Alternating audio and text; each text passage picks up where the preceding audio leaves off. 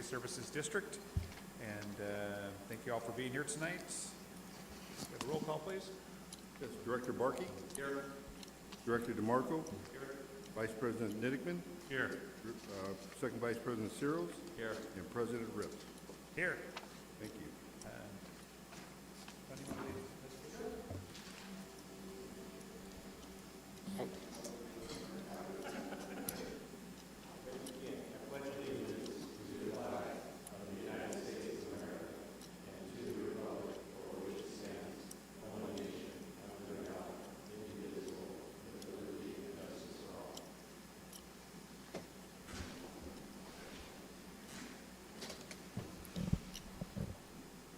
We're going to start tonight. We have a couple of presentations, and Mr. Mendoza, you want to take it away? Sure. Tonight we have with us Officer Musselman, who will be giving you our quarterly report, and he will be followed by his our Officer Smith and our new captain, Captain Sofa. So, Officer Musselman, it's all yours. Evening, Mr. Mendoza. Evening, Board. Gosh, that took a long time. For the first quarter of this year, the citation statistics are as follows. There was a total of 35 citations written in the quarter in Rossmoor. One was for an instructional permit violation, which basically means that somebody is driving on the roadway without a 25-year-old driver. Another one was, two of them were for passing the school bus with the red lights and the stop signs that were activated. And the rest were for unsafe speed for prevailing conditions on Bradbury, Ruther Lane, Martha, and Foster. The main thoroughfare is Montecito in Rossmoor. So again, a total of 35 citations were written in the first quarter of 2022. The amount of traffic collisions in Rossmoor for the first quarter were 5 property damage only traffic collisions, 4 misdemeanor hit and run, which are basically means there are no injuries or basically versus a parked vehicle.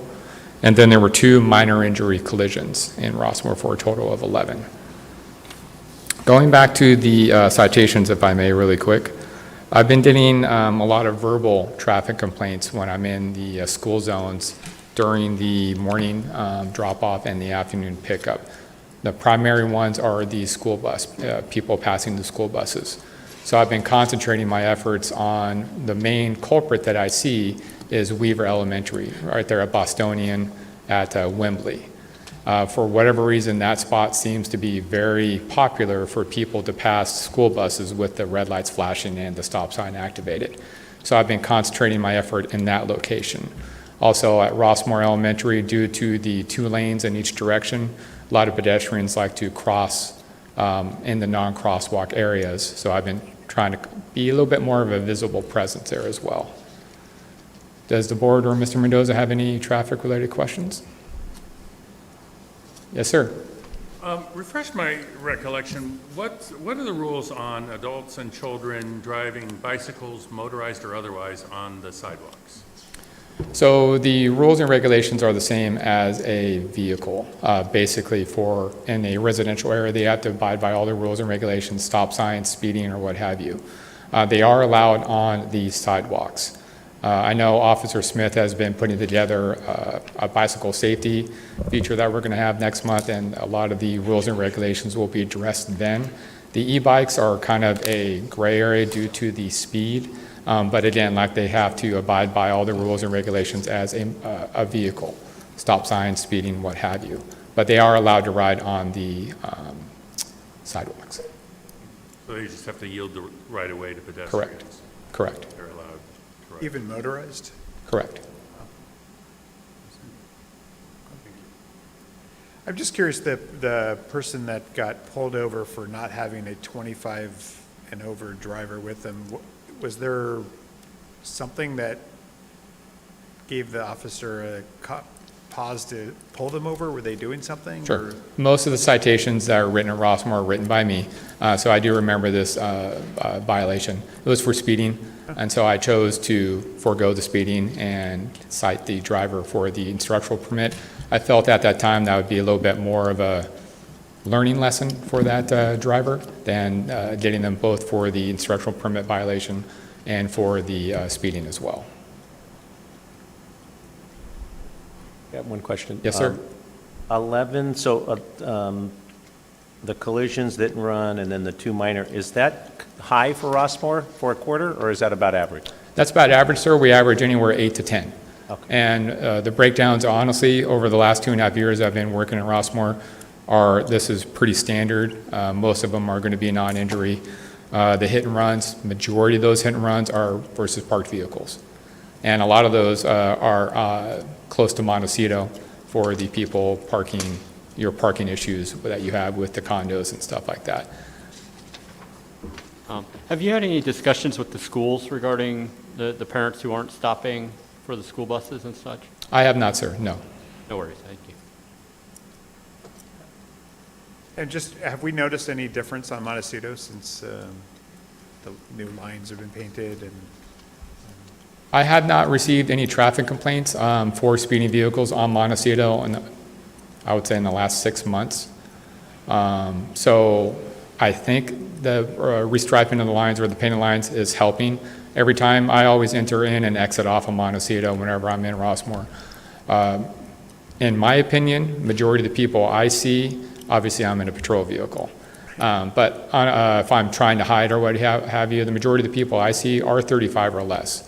I know they are speeding on Montecito, especially coming off of St. Cloud, and I know that's why you're getting the radar sign posted on Montecito.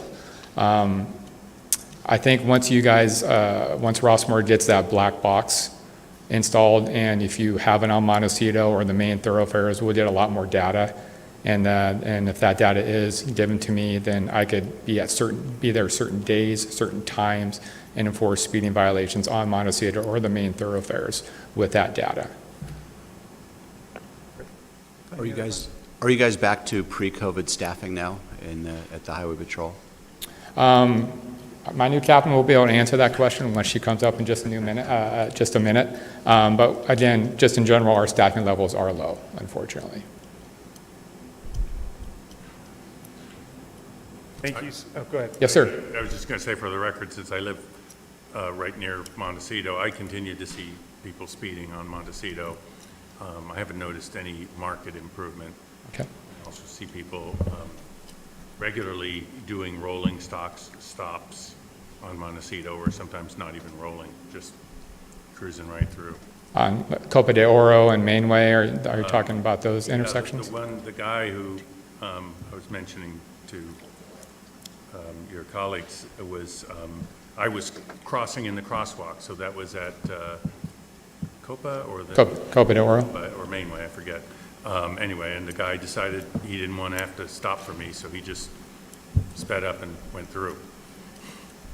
I completely understand that, sir. And when just a little information, when I'm in Rossmoor, a lot of people stop me, and I'm happy to talk to all the local residents.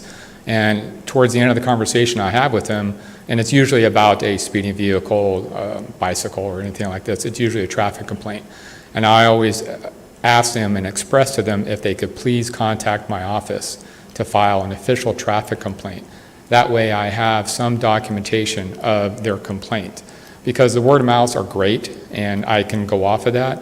But then if I have an actual traffic complaint, I can go back to that person a month down the road and say, this is what I've done, this is what I've enforced, this is a verbal complaint, how many citations are written, and that way I have documentation. I could go back to that resident and show them that it actually did take care of your complaint instead of just a verbal or word of mouth complaint. So I do implore the residents to contact my office, file a traffic complaint for parking vehicles, speeding, stop signs, pedestrians, bicycles, whatever it may be, and I always follow up on those, usually within a day or two. Remember that. Thank you. Any other Thank questions? you for being here tonight, and thank you for all you do for our community. Thank you, sir. And I would like to introduce our Westminster's new captain, Captain Denise Sofa. All right, thank you, Officer Musselman. Board of Directors, I want to first start by thanking you for having me here tonight. I've been looking forward to the opportunity to meet all of you and then to introduce myself. Again, my name is Captain Denise Sofa. I just started at the Westminster Command last month, and I come to you with this is my 26th year on the department. I have spent the last 6 years working in other area commands throughout the Orange County area, and then before that, majority of my career in the Los Angeles area. So as I was sharing with a few of you, I think before we got our meeting underway, I have to say that when I transferred into the Orange County area in 2016, after, again, spending the bulk of my career in Los Angeles County, it was a nice breath of fresh air. It's a nice feeling to be able to work in a community where we have the community support like we do in your community as well. It was obviously not something that I necessarily experienced all the time in Los Angeles. It was completely different. So having said that, I wanted to share with you that in addition to having, like I said, about 26 years on the department, I am a resident as well of the North County, Orange County area. I come to you, I have a bachelor's degree and a law degree, so I take great pride in working very hard, not only for the department, but taking care of the communities that we work in. Early in my career, just like Officer Musselman, I was a community outreach officer when I was assigned to Newhall. It's a Santa Clarita area. Some of you may be familiar with it. And I had the benefit then of having a commander that recognized that there was a great need in our unincorporated communities in that area to have additional resources. So having had that experience in working in that community, although slightly, obviously different regional area with different needs than yours, what I know now as a commander that there was a true benefit to us, and that commander had me start a senior volunteer program. So not only was I responsible for engaging with our various unincorporated communities on a regular basis and addressing some of the similar needs that you've expressed concerns with here today, but I started a senior volunteer program. And my intent, and the reason why I bring it up, is I've been working very closely with Officer Musselman and Officer Mitch Smith, who I'd like to welcome up next. My plan is to have a senior volunteer program started by July. And you might be asking how that will help you, right? And I'd like to give you a few little tidbits on how I believe that will help you. The senior volunteers are individuals that I ask you to help us recruit. They have to be over the age of 50. We provide them some additional training. They would be paired up, especially after we provide them their initial training, they get paired up either with Officer Musselman or Officer Mitch Smith, and they can go out and drive throughout your community. Now, while they will not have enforcement capabilities, they are still out in a CHP black and white marked vehicle with volunteer emblems on the side, and their role and responsibility is to do exactly some of the things that Musselman has talked about here today. That's to engage your community members, try to educate them on rules of the road, certain enforcement, right? Get them out. I can get them out to the schools. I hope to have them started by July so we can get them out to your schools at the beginning of the school year. And a lot of times it's just having that visible presence, right? They can talk to the parents, educate them on the rules with regards to dropping off kids, try to help establish good traffic patterns at the beginning of a school year so that we don't run into some of the challenges later in the year with people not obeying the rules of the road. The other thing we can use the volunteers for, based on my own experience, is they help field some of the traffic complaints. They can address some of the traffic concerns if people call in with concerns and issues. One of the issues I know, Mr. Is it Natikman, if I said that correctly, sir? Hickman. Yeah, you brought up earlier observing someone run a stop sign, right? And as Officer Smith correctly pointed out, while we can't take any enforcement action on something, an infraction that we don't witness, what we've done in the past at areas I've worked at with volunteers, if we have that information like a license plate, from my command, I can have my volunteers gather that information. If we can identify who that vehicle is registered to, I'll send that individual a courtesy notice just to let them know. On such and such a date, at such and such a time, you were observed in violation of this. Please be mindful this is a violation of. This isn't an enforcement action. This is just a courtesy notice to ask you to be mindful of the communities in which you're driving your vehicle in. So you know, it's not the enforcement that you might be looking for, but I have to bear in mind that, you know, part of our goal is to educate the public, not just to enforce.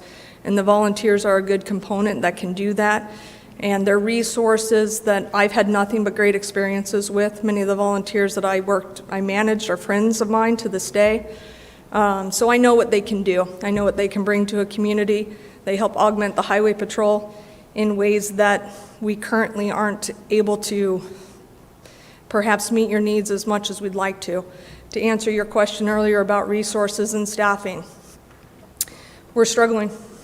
Honestly, just like any other law enforcement agency that's out there, we're down about 20% of our resources, and by that I mean by personnel. So it's not uncommon for me, unfortunately, to, on one of our morning shifts or afternoon shifts, to only be able to deploy 4 or 5 officers.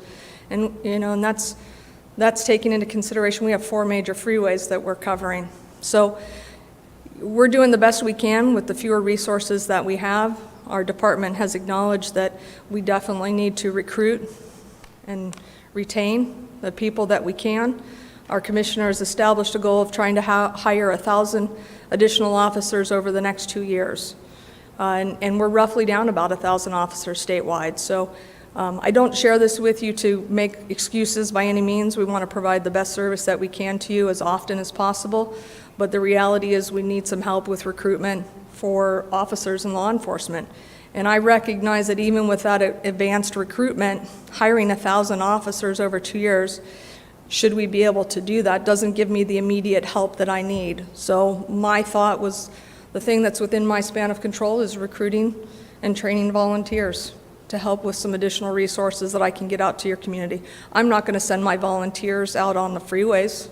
They don't have a need there, but where I have a community with an established need, that's where I will deploy those resources. And then volunteers can be trained to do other things as well, like deploying radar trails, et cetera. And I've probably just stolen most of Mitch's spiel on volunteers, but I think it's important to note, you know, and let you know that that's what we're doing. And any, you know, the best volunteers I got in the past were those that were by word of mouth recruitment, neighbors, friends, individuals that, you know, have a desire to give back to their communities and volunteer their time. Those are the people we need, men and women alike. So that's my spiel for you, and the best that I can give you, at least for an introduction today. Captain, does a Highway Patrol have a reserve program? We do not. I wish we did, but we don't. We do not have a reserve program, and we do not accept laterals. And has the governor budgeted enough to hire 1,000 officers over the next 2 years? So that I cannot answer directly, but I can tell you that given that our commissioner has put out her stated goal of hiring 1,000, and we have 1,000 vacancies, those are positions that are already allocated to us. So I don't know that it's necessarily anything that we would have to seek governor approval for, right? We're down about 1,000 bodies. So this is more of a let's refill the losses that we have suffered in the last, you know, year or two due to retirements, attrition. We've had officers lateral, or not really lateral, leave and accept law enforcement jobs in other states, which I've never seen in my career. Welcome to Orange County. Thank you. How many, I think the volunteer program sounds like a great idea, and I'd want to get Joe right on that, but how many positions? Looking to volunteer? No, thank you. I was I got enough on my going plate. to suggest that perhaps I didn't want to infer that anyone was over 50 yet. He just made it. Yeah, he Just maybe. barely. How many volunteers are you looking for? I mean, how many could you use? Well, it's a good Given question. that- I would like to start with at least 5. But I've really, I've left a lot of discretion and with the organization of the program to Officer Smith and Officer Musselman, because I want it to be manageable for them, and I want to do it right the first time. When I started the program, a same program in Newhall 20 years ago, I started with 10. But we had a significant amount of unincorporated communities up there, and that was in an era when the Highway Patrol was fully staffed. So, you know, we are a smaller command with fewer resources, so in a perfect world, if I could get at least 5 to 10 tops to start, I think that will be manageable for them. And then in theory, about once every 6 to 9 months, I would like to have a second group recruited, because there's specific, in order for them to be able to go out to do the things I need them to do, engage your community, go out to these schools to help with some traffic control, field traffic complaints, there's a certain amount of training I have to provide to them, and I want to be able to do that in small groups where it's manageable, right? And then my officers need to be out in the field with them to make sure that they're doing their volunteer work safely and effectively, right? So small groups. Okay, thank you. Thank you very much. Sounds excellent. Yep, I like it. Thank you very You much. have Yeah, pat- you're You have welcome. patrol cars? I'm sorry, sir? You have patrol cars available for these volunteers? That is a very good question. I don't necessarily have an abundance of patrol cars, but, we're talking, if I send them out in groups of 2, I only need 1 patrol car. I'll pair them up all the time. I'll only send them out when they're paired up. So On motorcycles as well? some of them would probably like that, but no. You have to have a mustache or anything? They still have to meet uniform and grooming standards. And they do actually, we have a uniform that they have to wear as well, so at least that makes them recognizable as a volunteer member of our department. So, and we'll conduct, they still have to, there's an application process, background process, et cetera. We still have to vet them because they obviously will potentially have access to confidential, materials and documents, so. Sounds like a great idea. It's a good program. It really is. Like I said, I true to my word, many of those volunteers are still friends of mine, and Mitch can attest to this. I sent him some pictures. There's still 3 ladies that are still volunteering in Newhall 20 years later. So, Joe, you going to volunteer? No, what I want to compliment them, I know I've been in discussion with Officer Smith. We did we call it volunteer VOPS, a volunteer on patrol over in Cerritos.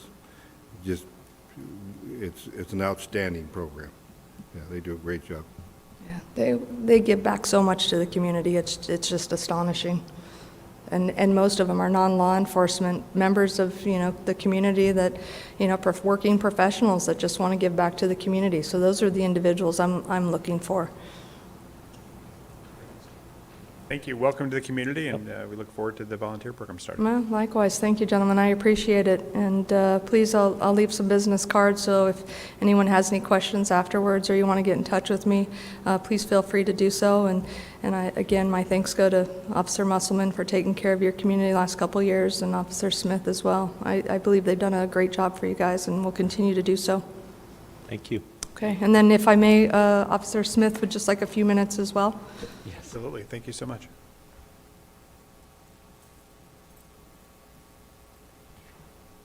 Good evening. Thanks, Cap. Mr. Mendoza, board members. For those of you I haven't met, I think I've met most of you. I'm Officer Mitch Smith. I'm the Public Information Officer for the Westminster area. And when Captain Sofa came to me with the idea of Westminster beginning a senior volunteer program, I immediately thought of the people in Rossmoor. Being able to serve in your own community. I grew up in North Orange County, and I was fortunate enough out of the academy to be able to serve in my community, and that is a great sense of pride. Being able to offer these people with the life experience, with the know-how, and with knowledge of their own community, the ability to serve in their own community, I think is a great asset. We're looking forward to this bike event, this bike safety event we're having here in May. And I will have a few volunteers from other areas that will be assisting me. And these will be senior volunteer programs, I believe, from the Temecula area have volunteered to come out and help. They will be available to answer questions to any of our prospective applicants or anybody that may also be interested in the program. I'm going to leave some flyers as well with my contact information on it, and any and all questions can be directed towards me regarding the program. I will go over kind of some other things we have in mind for them. Front desk duties at our office, maybe answering telephones. Deploying our radar trailer is going to be huge, and I know Captain Sofa did touch on that as well. There are a couple requirements, like Captain Sofa did mention, 50 years or older. Be willing to volunteer 4 hours a week. So anything during business hours is okay with us. We're very flexible, and we will be we continue to be flexible, especially as we start and get the program underway. Good driving record and being able to pass a preliminary background check, including a live scan. It is a law enforcement sensitive position. You are, you're going to be privy to information that you would not be as just a citizen. But it's nothing that we think anyone would have any issues with. So again, I will leave this information. Any questions can be directed towards me. I will switch gears for a second, and I know that it's been brought up to this board, the traffic safety issues in and around the schools. And I'll be honest with you, I believe that most of it stems from these right here, our distractions. And I will ask maybe a rhetorical question for those on Zoom, but maybe of you, those here with us today, who in their normal goings-on today, going to work, coming here, going home, whatever, going to the grocery store, who saw someone on their cell phone? Right? The reality is the National Highway Traffic Safety Administration estimates that every 30 seconds, a traffic collision occurs involving someone distracted. Driving a patrol car around, people drop their phones, people do all kinds of things to hide it from us, right? But we still see it. And we get in our personal cars and we know how big of an issue it is. April is Distracted Driving Awareness Month. I'm here to ask you, the next time you're with family, the next time you're with friends, the next time you have a conversation with your teen drivers, anyone who drives in your family, anyone that you have any kind of a connection to or anything, just spread that message. Sending a text, 55 miles an hour if you're looking down for 3.5 seconds, you've essentially driven the length of a football field blindfolded. Is that acceptable? It's not acceptable, right? Creating that education, eliminating those distractions is going to be huge, and it's going to directly benefit everything that happens in and around school zones. Looking down for even a split second in a school zone when you've got people crossing, maybe where they shouldn't, unfortunately, but you've got people crossing in crosswalks, kiddos walking with their parents, people stopping abruptly. We all have other things on our minds, correct? But adding that distraction, whether it's in your hand, eating, drinking, what have you, is huge. So like I asked, if you could just have one conversation this month with somebody about distracted driving, how dangerous it is. At 30 seconds, at a crash every 30 seconds, it's just a matter of time before it starts to affect every one of us. I do want to add as well, the board did touch on traffic safety education for parents in schools and people that in basically just centering on people that are dropping off their kids, people that are commuting in Rossmoor, driving Rossmoor residents, all that. We can tailor a traffic safety program for that. I would love to do so. We could start at the schools, we could start here and advertise it and pack this place. Collision avoidance, how to avoid distractions, the dangers of speed, DUI, anything you can think of. I'm happy to and open to any suggestions that you like. So please be in touch with me. Mr. Mendoza has all my contact information, and let's get something planned. So thank you all for having us out, and I appreciate your time. All right, thank you. Thank you.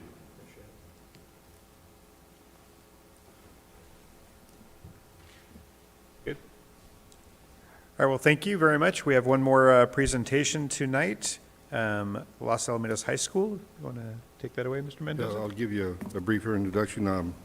President Rips, members of the board, I want to thank CHP for coming out tonight, and I made an offer to the Officer Smith and Musselman that this program that the captain laid out for us, we're willing to provide any of our facilities and jump right in and provide training areas, and we're all in. So thank you, guys. Thank you very much.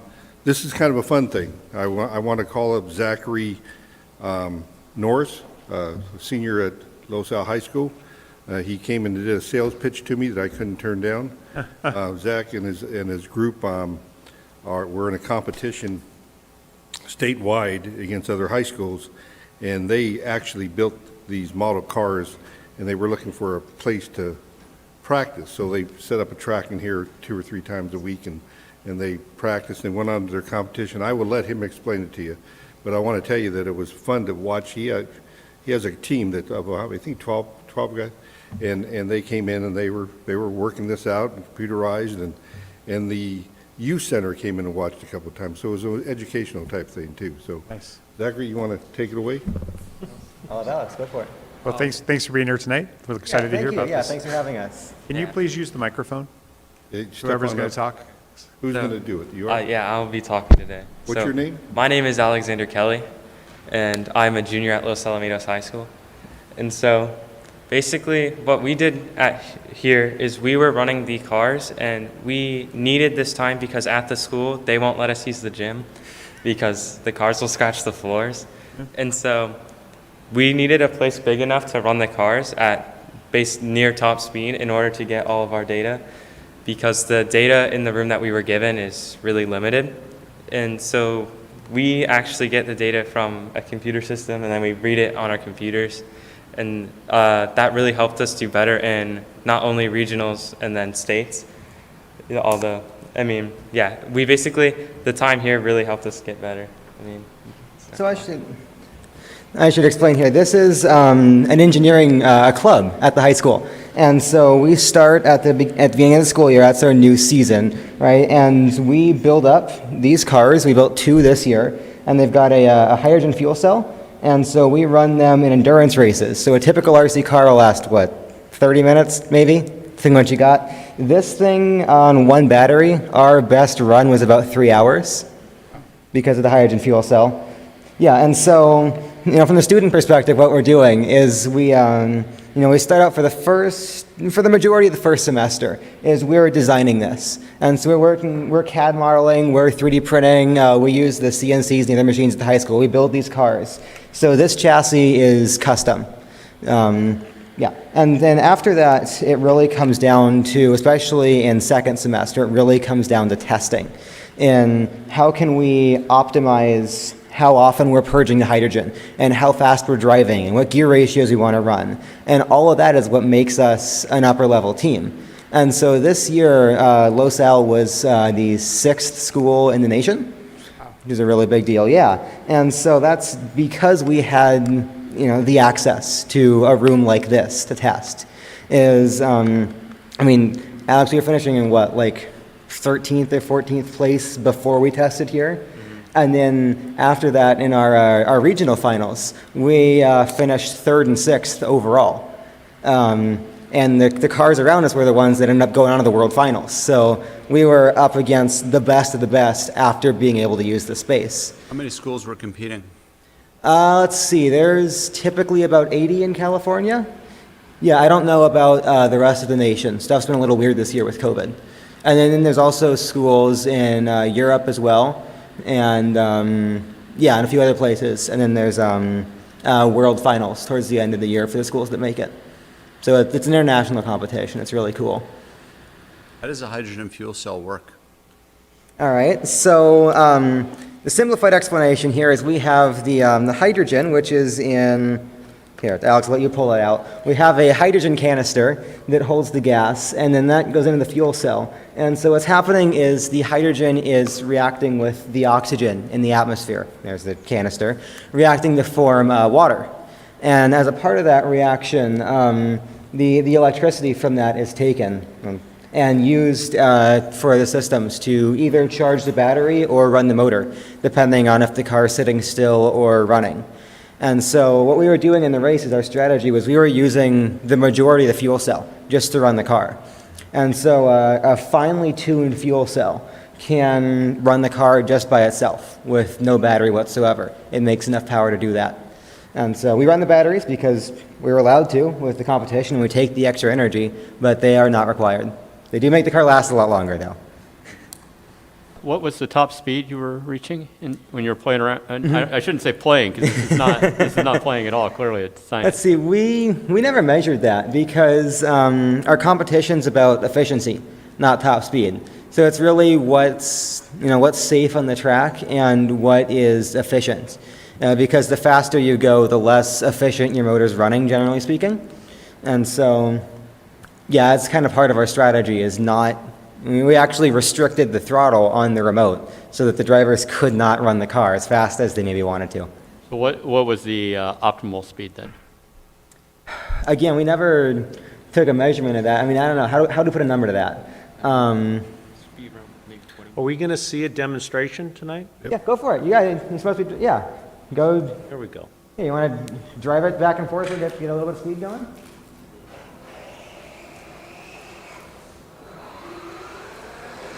So this is the same car with just a body on it? Correct, yeah. They're both identical cars. And so we have a little track there. I'll maybe, Bo, I'll have you run the track. Yep. And so, always has a tighter track. That's kind of the speeds you're talking about. And so when we're really conserving energy, is we'll be running, I don't know, maybe 20% faster than that on a larger track. And then when we're going for it, it'll be a little faster. But it's not a super high speed. You know, certainly nothing dangerous for the room or anything. Are all grade levels allowed to participate, or is this upper class? All grade levels, all experience, we take anybody. And then just depending what they're interested in, they get to drive, they get to, we write our own code for our telemetry system, so you can learn to do that with Arduinos and radios and laptops and all that cool stuff. And then obviously the building of the chassis and learning how to run the CNCs and the 3D printers at the high school. And just kind of all of that, whatever it is that the student is interested in, they get a chance to learn. How many are in the club? Let's see, this year we're still impacted from COVID in our recruiting. We had, 15 round number? Yeah. Yeah, but we can absolutely support, I don't know, a good 25 or 30. Maybe more than that, depending on what you want to do next year. But, yeah, it's a good size. Zach, would you introduce the rest of you guys and then Yep. tell us who the next president is? Yeah, so that's Bo, and then that's Miles. Miles, wave. And they were two of our lead drivers this year. And then this is Alex again, and he's the one who's taking over from me. I'm a senior. He's the one taking over the club next year. Where, are you going to college next year? I am, yes. I'm looking at a couple of options right now. Haven't committed anywhere yet. Still studying engineering? Yep, mechanical engineering, yeah. Very nice. Definitely an interest I gained from doing stuff like this. So yeah, it's a good experience to know what it is that you want to go into. Because I've been working on this since I was a freshman. I know that's my thing, And it's cool that students have that opportunity to come in knowing that that's an interest they have. Very cool.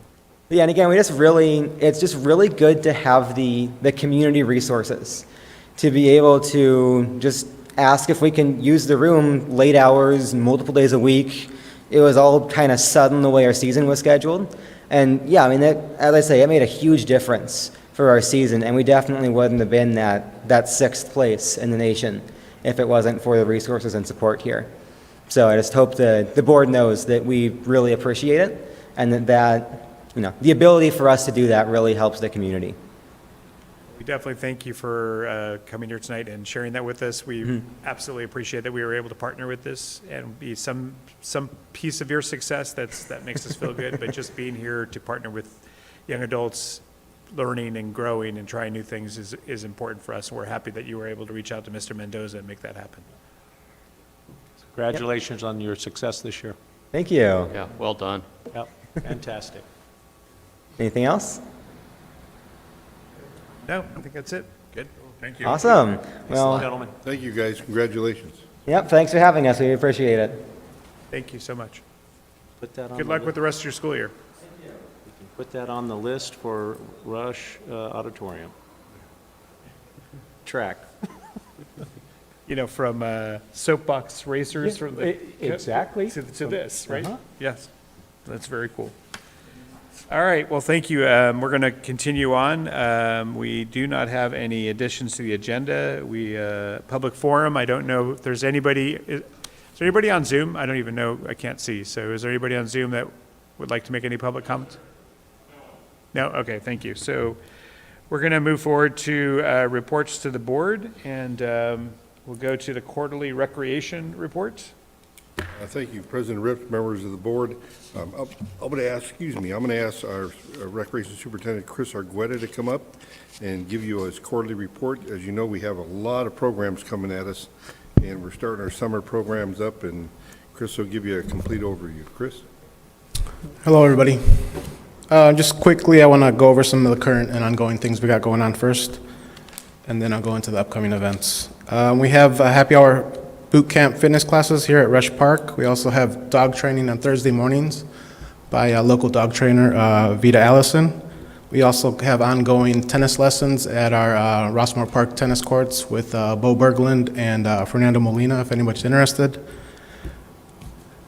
We have the Youth Center Rascals after-school program at Rossmoor Park and also at Rush Park. And for that program, they have about 88% of the kids enrolled are from the area of Rossmoor, Los Alamitos, and Seal Beach. What percent was that?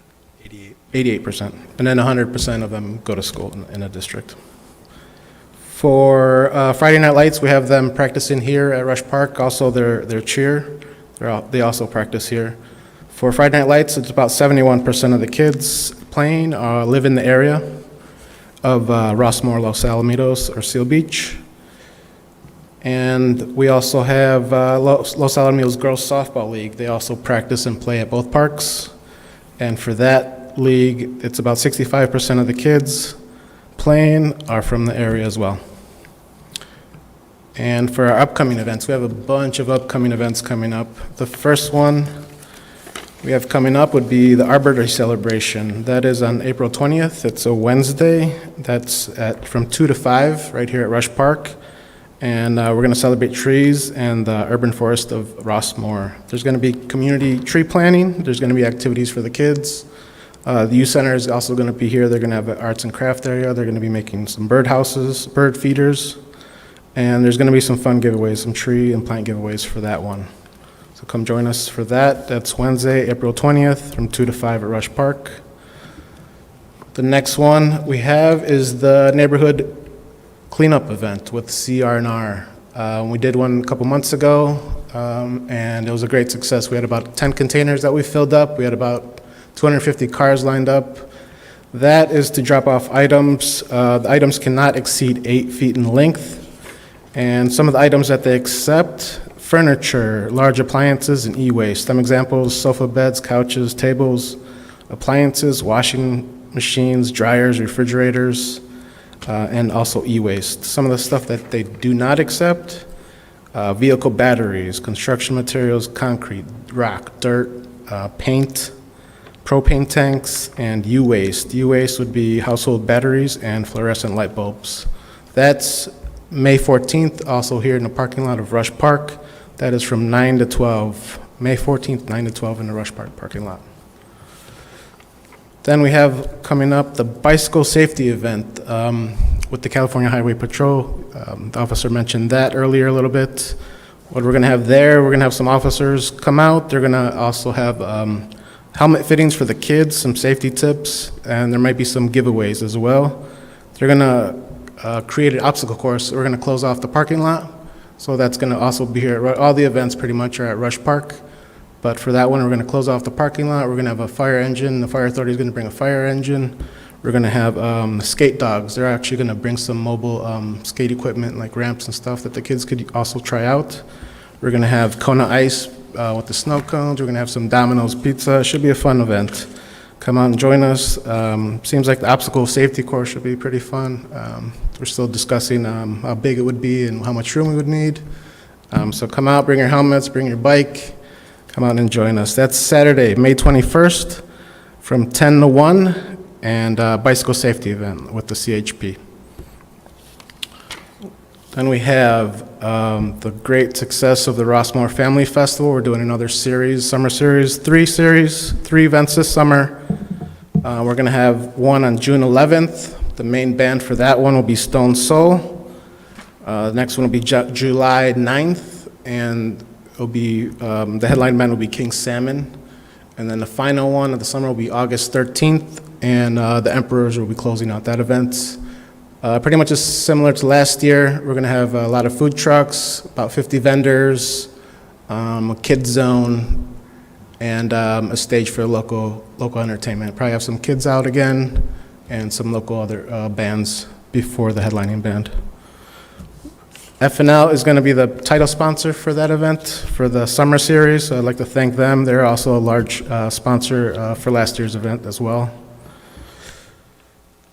We're also going to have, the youth center will also be there for that. They're going to have arts and craft, and they're going to theme around, for June, it's going to be around Father's Day, so they're going to do an arts and craft Father's Day craft. In July, they're going to do some cookie decorating, and in summer, they're going to do just like a decorative fan that they could just use during the event, because it gets pretty hot out there. We could also always looking for sponsors. There's a lot more events that cities are doing around the area compared to last year, so we're also always looking for sponsors that want to be a part of the great event that we have. Following that, we're going to have movies in the park again this summer. We're doing 2 evenings. They're on Friday nights. They start at dusk, depending on the time of year. It could be from around between 7 and 8 usually. And for those dates, it's going to be June 17th and July 15th. These are all free events. We'll have dominoes out there. We'll have jumper. We'll have arts and crafts based on the movie theme as well. Those are always fun as well. And then the last one, we are doing a new event. It's going to be a health and wellness festival, also here at Rush Park. That one's on Saturday, September 17th, from noon to 7 p.m. And that consists of some health and wellness stuff. Obviously, the OC Health Care Agency is going to be out here doing some free health screenings. We're going to have classes offered by yoga, fitness, and dance instructors. We're going to have guest speakers and health experts.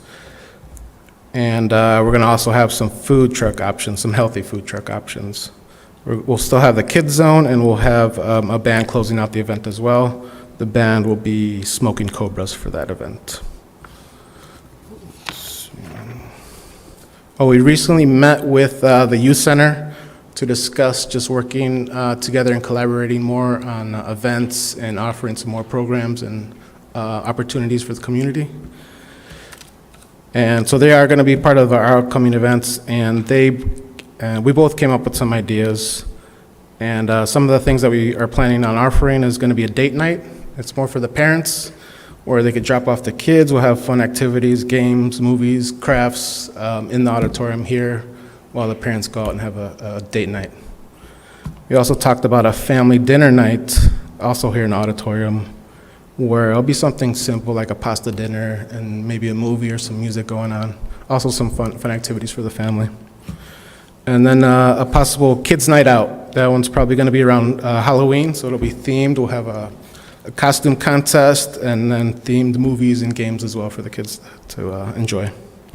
We discussed a reduced rate or priority registration for Rossmoor residents for those events. This summer, we'll have Youth Center Camp Shark again. That's at Rossmoor Park. That's from June 14th to August 13th for ages 5 to 12. It's Monday through Friday. They have extended hours from 7 a.m. to 7 p.m. And they have all sorts of themed weeks, like a Disney week and a Star Wars week, and they base the arts and crafts, and everything for that week is based off of that. For the Shark enrollment, they have about 77% of the kids that are enrolled are from the area of Rossmoor, Los Alamitos, and Seal Beach. And let's see. Oh, and the last thing I just wanted to mention, we have a community survey that's going to be coming up, and we are in discussion of a possible pickleball court, or converting one of the tennis courts into a possible 2 to 4 pickleball courts. Depending on the outcome of the survey, we also need to look at the cost of the installation of the post. We need some nets and figure out what else is needed for that. We'll also be doing a sound analysis that will be done to assess the noise level, just due to the proximity of the houses around the courts and the park. So before we make any decisions, we had to completely do all that stuff before making a decision. And that's all I have for you guys. Any questions? Sounds great. In terms of the pickleball courts, are you going to choose the one furthest away from the street? Yeah, we plan on, we discussed that. It's probably going to be, yeah, the farther, closer to the building, that court. So yeah, it's the farthest we could get from the houses. Only because I'm bringing up pickleball. There were emails, President Rips, about pickleball, and I would ask that they be put in our minutes. There were several, like last week, there were one today, one a couple days ago. I'd like to put them in the record for, because they weren't able to, the people aren't here to, but they did send us emails concerning the pickleball. Since it's on our, in our report, I asked that we put it in our minutes, the emails, just to include them. Sounds like you're having we're going to have another busy year. It sounds like it, yeah. Should be fun, though. Oh, yeah. Yeah, it always is. Fantastic. Thanks, Chris. You're welcome. So thank you for all you're doing. I do have one question. So I like that you're looking to partner and, create more youth events. Are you looking at anything perhaps for our senior population? We are. Partnering We are and looking to, we've reached out to Los Al Medical Center. They're going to possibly do some speakers. They're going to have some speakers in here as well. I've also reached out to, I think it was the senior division. I'm not too sure exactly what it was called, but it was part of the healthcare agency, and they have some sort of program for the seniors, and I wanted to see if they could collaborate with us and maybe bring them here and also do something for the seniors. I'm not sure what that entails, but we are looking into to adding some stuff for the seniors. If I may, Chris is in conversation with, I believe it's Los Al Medical Center? Yeah. And I've talked to him once, and Chris is kind of taking the lead here. They're coming up with topics, and they're doing a series of health, I guess, seminars here.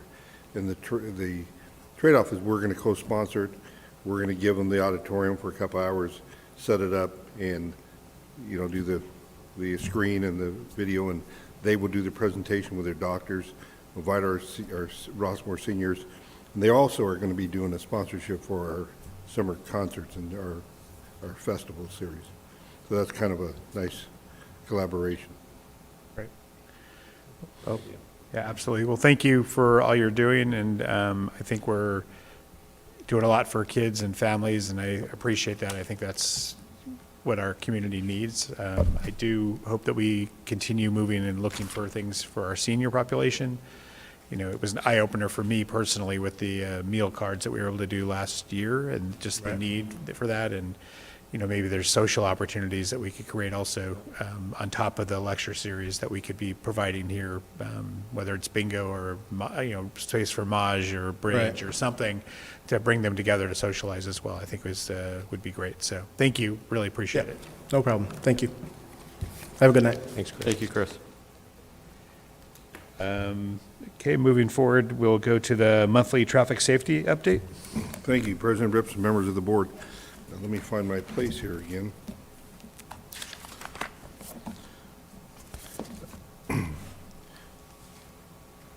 Listening to the CHP's presentation, just want to let you know, I take notes. I'm following up with contacting the school district with some of these concerns we're having regarding the safety around the schools. It's an ongoing conversation. In fact, it was part of our Traffic and Safety Committee meeting discussion on March 17th.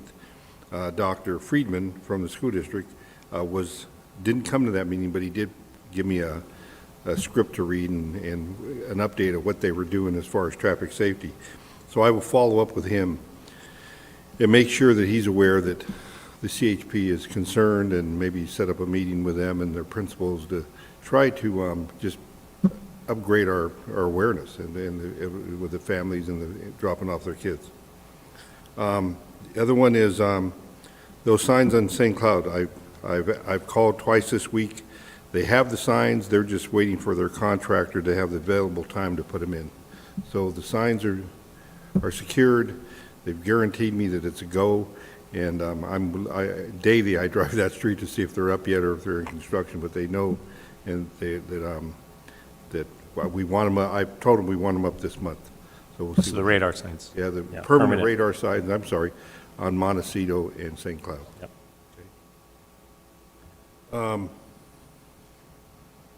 I'm still in conversation, and this is a ongoing conversation with sheriffs, Orange County sheriffs, and our Captain Knutson.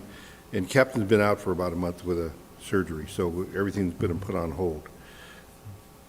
The issue is street signage, and the street signage for street sweeping, the ordinance, and the ability for them to ticket. So I've been in contact with Supervisor Doe's office, and he's helping us as he came to our meeting and said he would, and we're in conversation. And I have a call into Frank Kim's office, the CEO. I'm hearing through CR&R, not CR&R, I'm sorry, through Sunset, our street sweeping company, who had just been bought out by another company, and they'll be here next month to present themselves to you. And they bought out Dixon and other, I would say about 5 major companies in California. And this, I believe they're called SEC. I met with them. I toured the district with them for hours. So they have pretty much cornered the market in street sweeping. They're telling me that the county's looking into the camera system for the street sweepers, and that For ticketing, for enforcement. Yeah, for ticketing enforcement, and they're nationwide. They're all over the country, so they already are familiar with that program and have done it in other areas.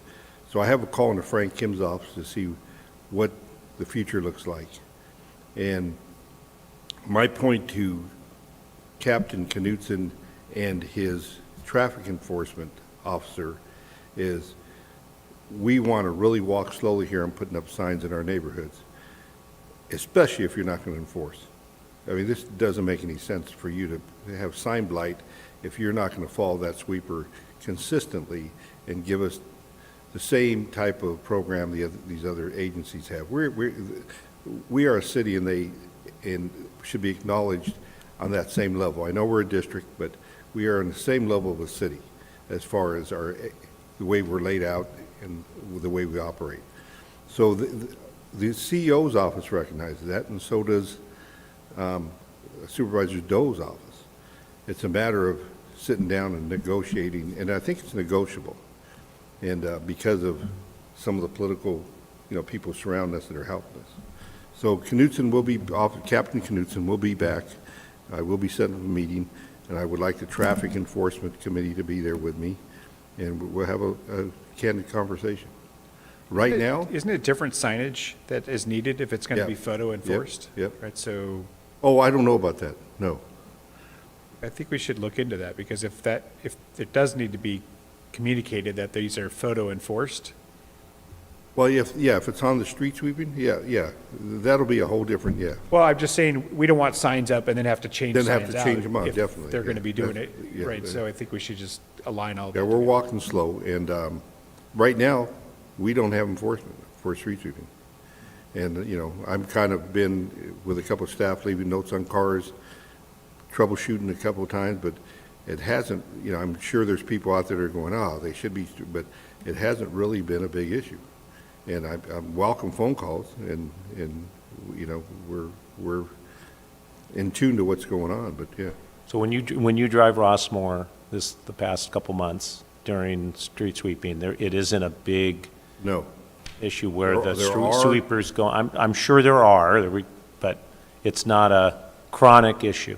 No, and I'm working on a street over by Hopkinson, I forget the name of the street, I've been over there a number of times, where the district is dropping kids off, and they're pulling up the wrong side of the street. They can't get their trash cans emptied because it's that street sweeping day and there's a car. So I'm meeting with the principal, the super, Dr. Friedman, and we're even going to go as far as to buy some cheap yard signs to give to those people along that road to put up during their street sweeping days, no parking today. I think that might help them a little bit. So we're trying to, take that step too. That problem would be there even if we had enforcement, if we don't have good enforcement, that problem existed before. So if we have good enforcement, it wouldn't be there because people would know, I can't be here, I'm going to get a ticket. Yeah, it'd be very consistent. Anyway, so moving on. Director Nickman, I apologize. I will get that. I can see you. Can't see you. That one shining right in my light eye. needs to be adjusted, yeah. So I will keep you up to date on that because that is a major thing for our district. I'm working with LAFCO. Was on the phone with them late last week and early this week. LAFCO's given us a detailed map of all of our street jurisdictions, curb and gutters, to differentiate where Seal Beach County, Los Alamitos, and Rossmoor actually changes jurisdictions on the streets. Kevin Pierce, of course, in our traffic, this is part of the traffic committee, was looking into that. I'm helping them because we're trying to define who's in charge of what. Just recently, there was a pothole right there on Bradbury and Los Al Boulevard. Oh, yeah. Big pothole. I call the county goes, that's not us. I call Seal Beach, they're going, that's not us. And I'm going, and I've dealt with it before, and I just lost concentration, and I didn't go back to my notes. It's Los Al's. I called Los Al's, it was done the next day. So it was right there, right on the apron by that gas station, but on Catella. And it was a nice pothole, On Los Al, or is it on Catella? on Los Al. Los Al and Los Bradbury. Al and Bradbury, yeah. Yeah. So knowing that, and I guess you posting it, putting it on our website, and getting that information out is, yeah. So it's interesting, yeah. And then the last one that I have tonight is, as far as traffic goes, is the motorized vehicles. And I have to say this about our residents and about the kids. I know some of them living here and their friends are coming here and they fly through the park. And I've scripted our staff on how to, I guess, talk to them and how to approach them because that's huge. I don't want one of our staff getting, into a situation where they can get hurt or there's some kind of altercation. And so far, we consistently walk up and say, let them know that there's signage, motorized vehicles, and by the way, you can get a ticket. And we're just warning you, but we're probably going to go back and have to call sheriffs if you don't leave. But be careful. And I've never had, or my staff has never had anybody talk back to them, and they've always went ahead and listened and politely said thank you. And they're a group of kids, they're a group of young men and women and girls, and I just I have to say it's pretty. It's a nice place to work. Yeah, those are good kids. They're just on the motorized bikes. Yeah. Okay. That concludes this report. Yes. All right. Any questions, additional questions on? I have a question. So, Tarquin, so we don't allow skateboards in Rush Park, I believe, and Rossmoor Park. It's in our parking ordinance? Or I read it. It was on our report this month. Can you hear me? Yeah. I'll show the audio is. So we don't allow skateboarding in the parks pursuant to policy. Okay. We have the rules and regulations for city parks, and it's in that policy. Could we add electronic scooters? Certainly. Motorized. Motorized? I think or- it says motorized. No, Yeah, on our, it says motorized skateboards. no, it just said motorized. Oh, I'll look at it But again. either way, Okay. yeah, it's enforceable, yeah. Yeah, if I can provide a little additional response. I know the county and certain cities are prohibiting electronic bicycles on bike paths and county parks. For example, go to Casper's Parks, can't ride bicycles. Certain cities like San Clemente are prohibiting motorized bicycles on bikeways and so forth. So certainly the district has the authority to do it.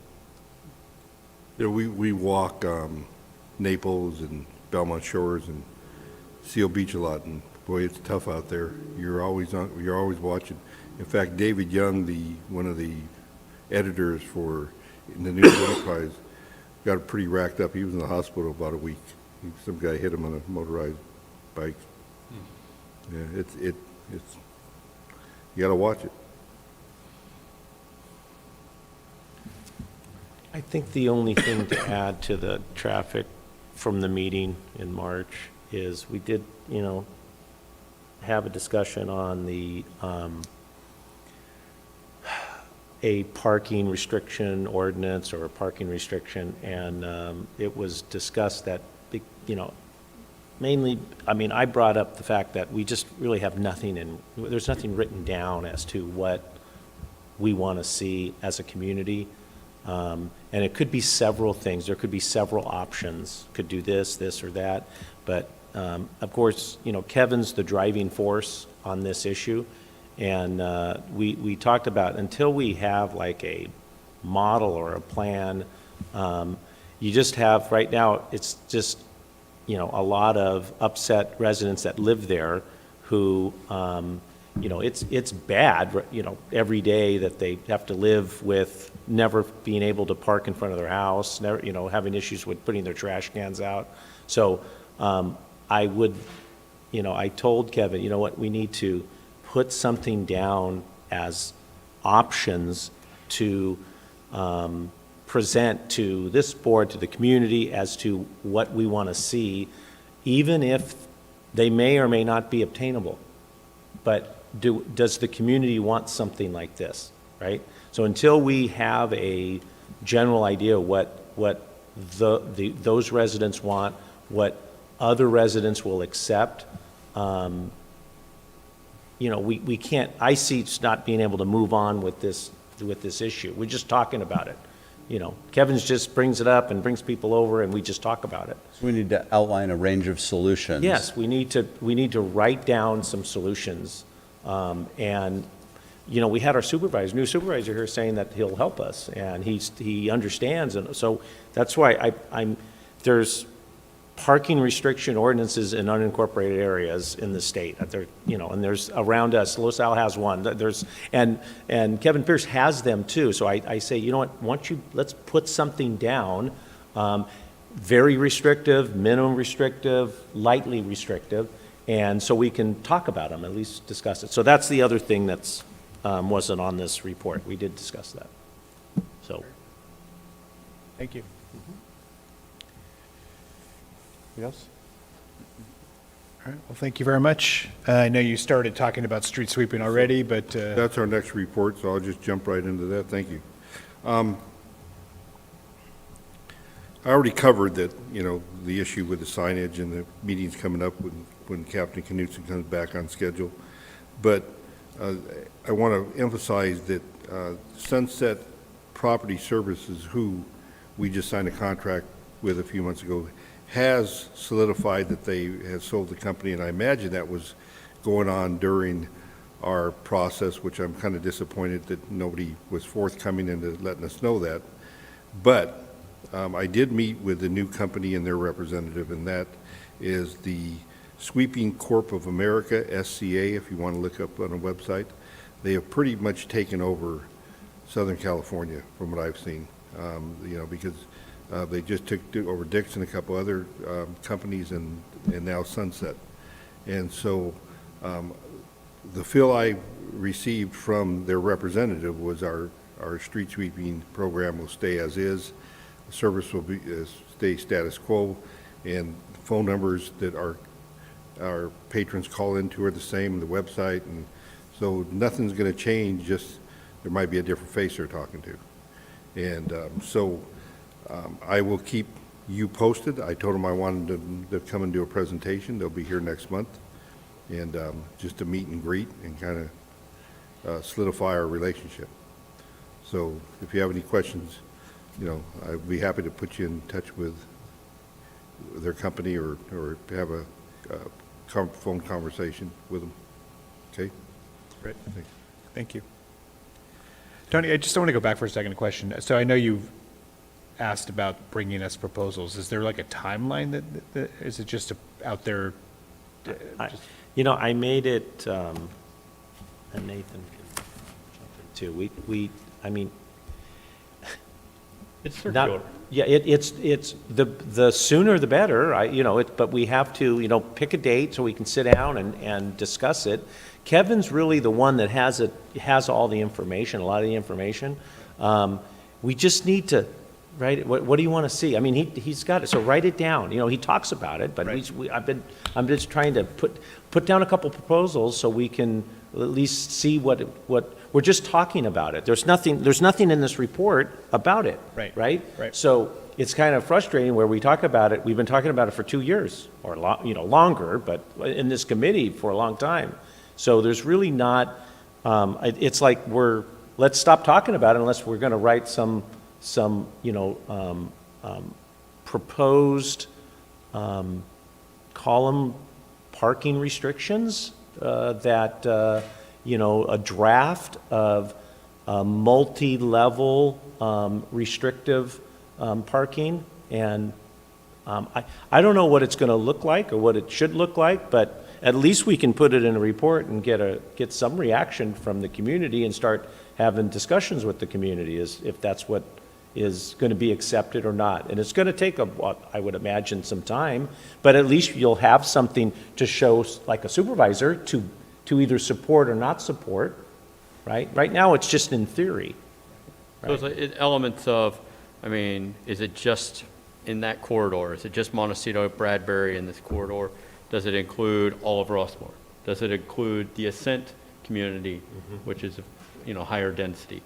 Is there a limit per, household of how many permits you're going to get? All these things, but it's like we need to have those as a variable that's in the language so we can say, yes, that would work, or no, it won't work, is the community's input. And that's kind of what we said is we have a lot of concerns about all of these factors, but we don't have any factors actually out there in a plan. So, Do you think, like, we could say we'd like to have something to review by our June board meeting? That's 2 months from now. Not to say that that's our final, but just something to have initial drafts so there could be a conversation so we could, put some timeline on this. Because it definitely has been a topic of conversation, and it is a sore point right now. I think, in some ways we were waiting to find out what the situation was with the retail parking behind the shops, knowing now that we found out last month that that's a non-starter, that this now has to go a different direction, and completely only one direction. Sure.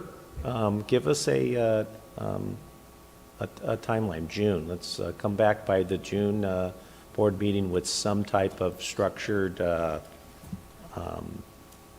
And maybe, Mr. Mendoza can sit with Kevin and actually help draft something. And again, this is just a starter for a Sure. conversation so that we can Yep. actually move it a little bit more than just talk. and again, a lot of this is, most of the ordinances in cities, of course. So a lot of this is, we're hearing, and Kevin hears that, oh, you can't do it in unincorporated. Okay, well, and I tell the group that I don't care about that. What do we want? Right. And then let's see if we can get something close to it, Right. But there is a big, if you live on one of those corners, you have a big problem. And it doesn't go away. It's been a problem for many, many years. So, we have several advocates, mainly Kevin, but there's others too, that, will help push this, and let's see what we can put together. But I like that. June, let's have another meeting in May, and Another meeting in May, yeah. try to get some, Supervisor Doe has offered his support, but I think it has to have something to actually support to. Yep. So I think that Yep. we need to. we need to see it. We need Yeah. to see some, some variation of, It's pretty clear what the desired outcome is. yes. Yeah. Yeah, we want to prevent, we want, We want our Rossmoor to be able to park in front of their Yes, houses. yes. Like, that's the desired outcome, yeah. right? So the homeowners to be able to utilize the Yep. space in front of their homes. And I don't see that there's going to be much pushback from other residents that live far away from that, unless maybe there will be if you burden them with some type of restriction. So you have one with that, and then you have one without that, and we see how it, you know, how it, the support or not support. I don't think, and my personal opinion is, they're only going to walk so far. Right, it just has to be Okay. far enough in Yeah. that it's, Well, let's say, for example, we create a permit parking system only in the affected areas. You got to think through, what are the unintended consequences of that? So now you've restricted parking in a block or so off of Montecito.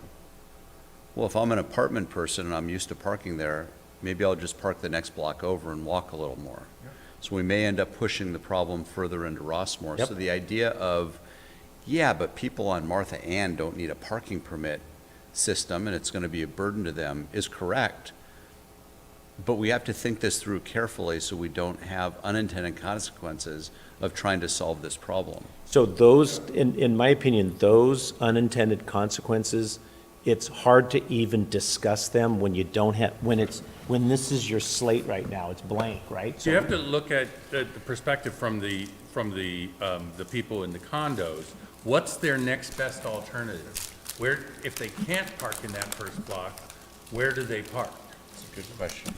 Because, or they can and take the chances that they're not going to get ticketed. Maybe that's better than parking in the shopping center and maybe getting Ticketed or towed. or towed. It may still be a better option, or, I mean, what other options do they have? I mean, they can't, I mean, you said they'd only walk so far, they're not gonna walk into Rossmoor, you know, all the way across the street into, We're assuming, of maybe course, they're that, forced to have a conversation with their city. Yeah, yes. exactly. We're assuming that they're Exactly. parking on our streets because they have no other alternative as opposed to simply because it's convenient. So they don't have a spot reserved underground or elsewhere.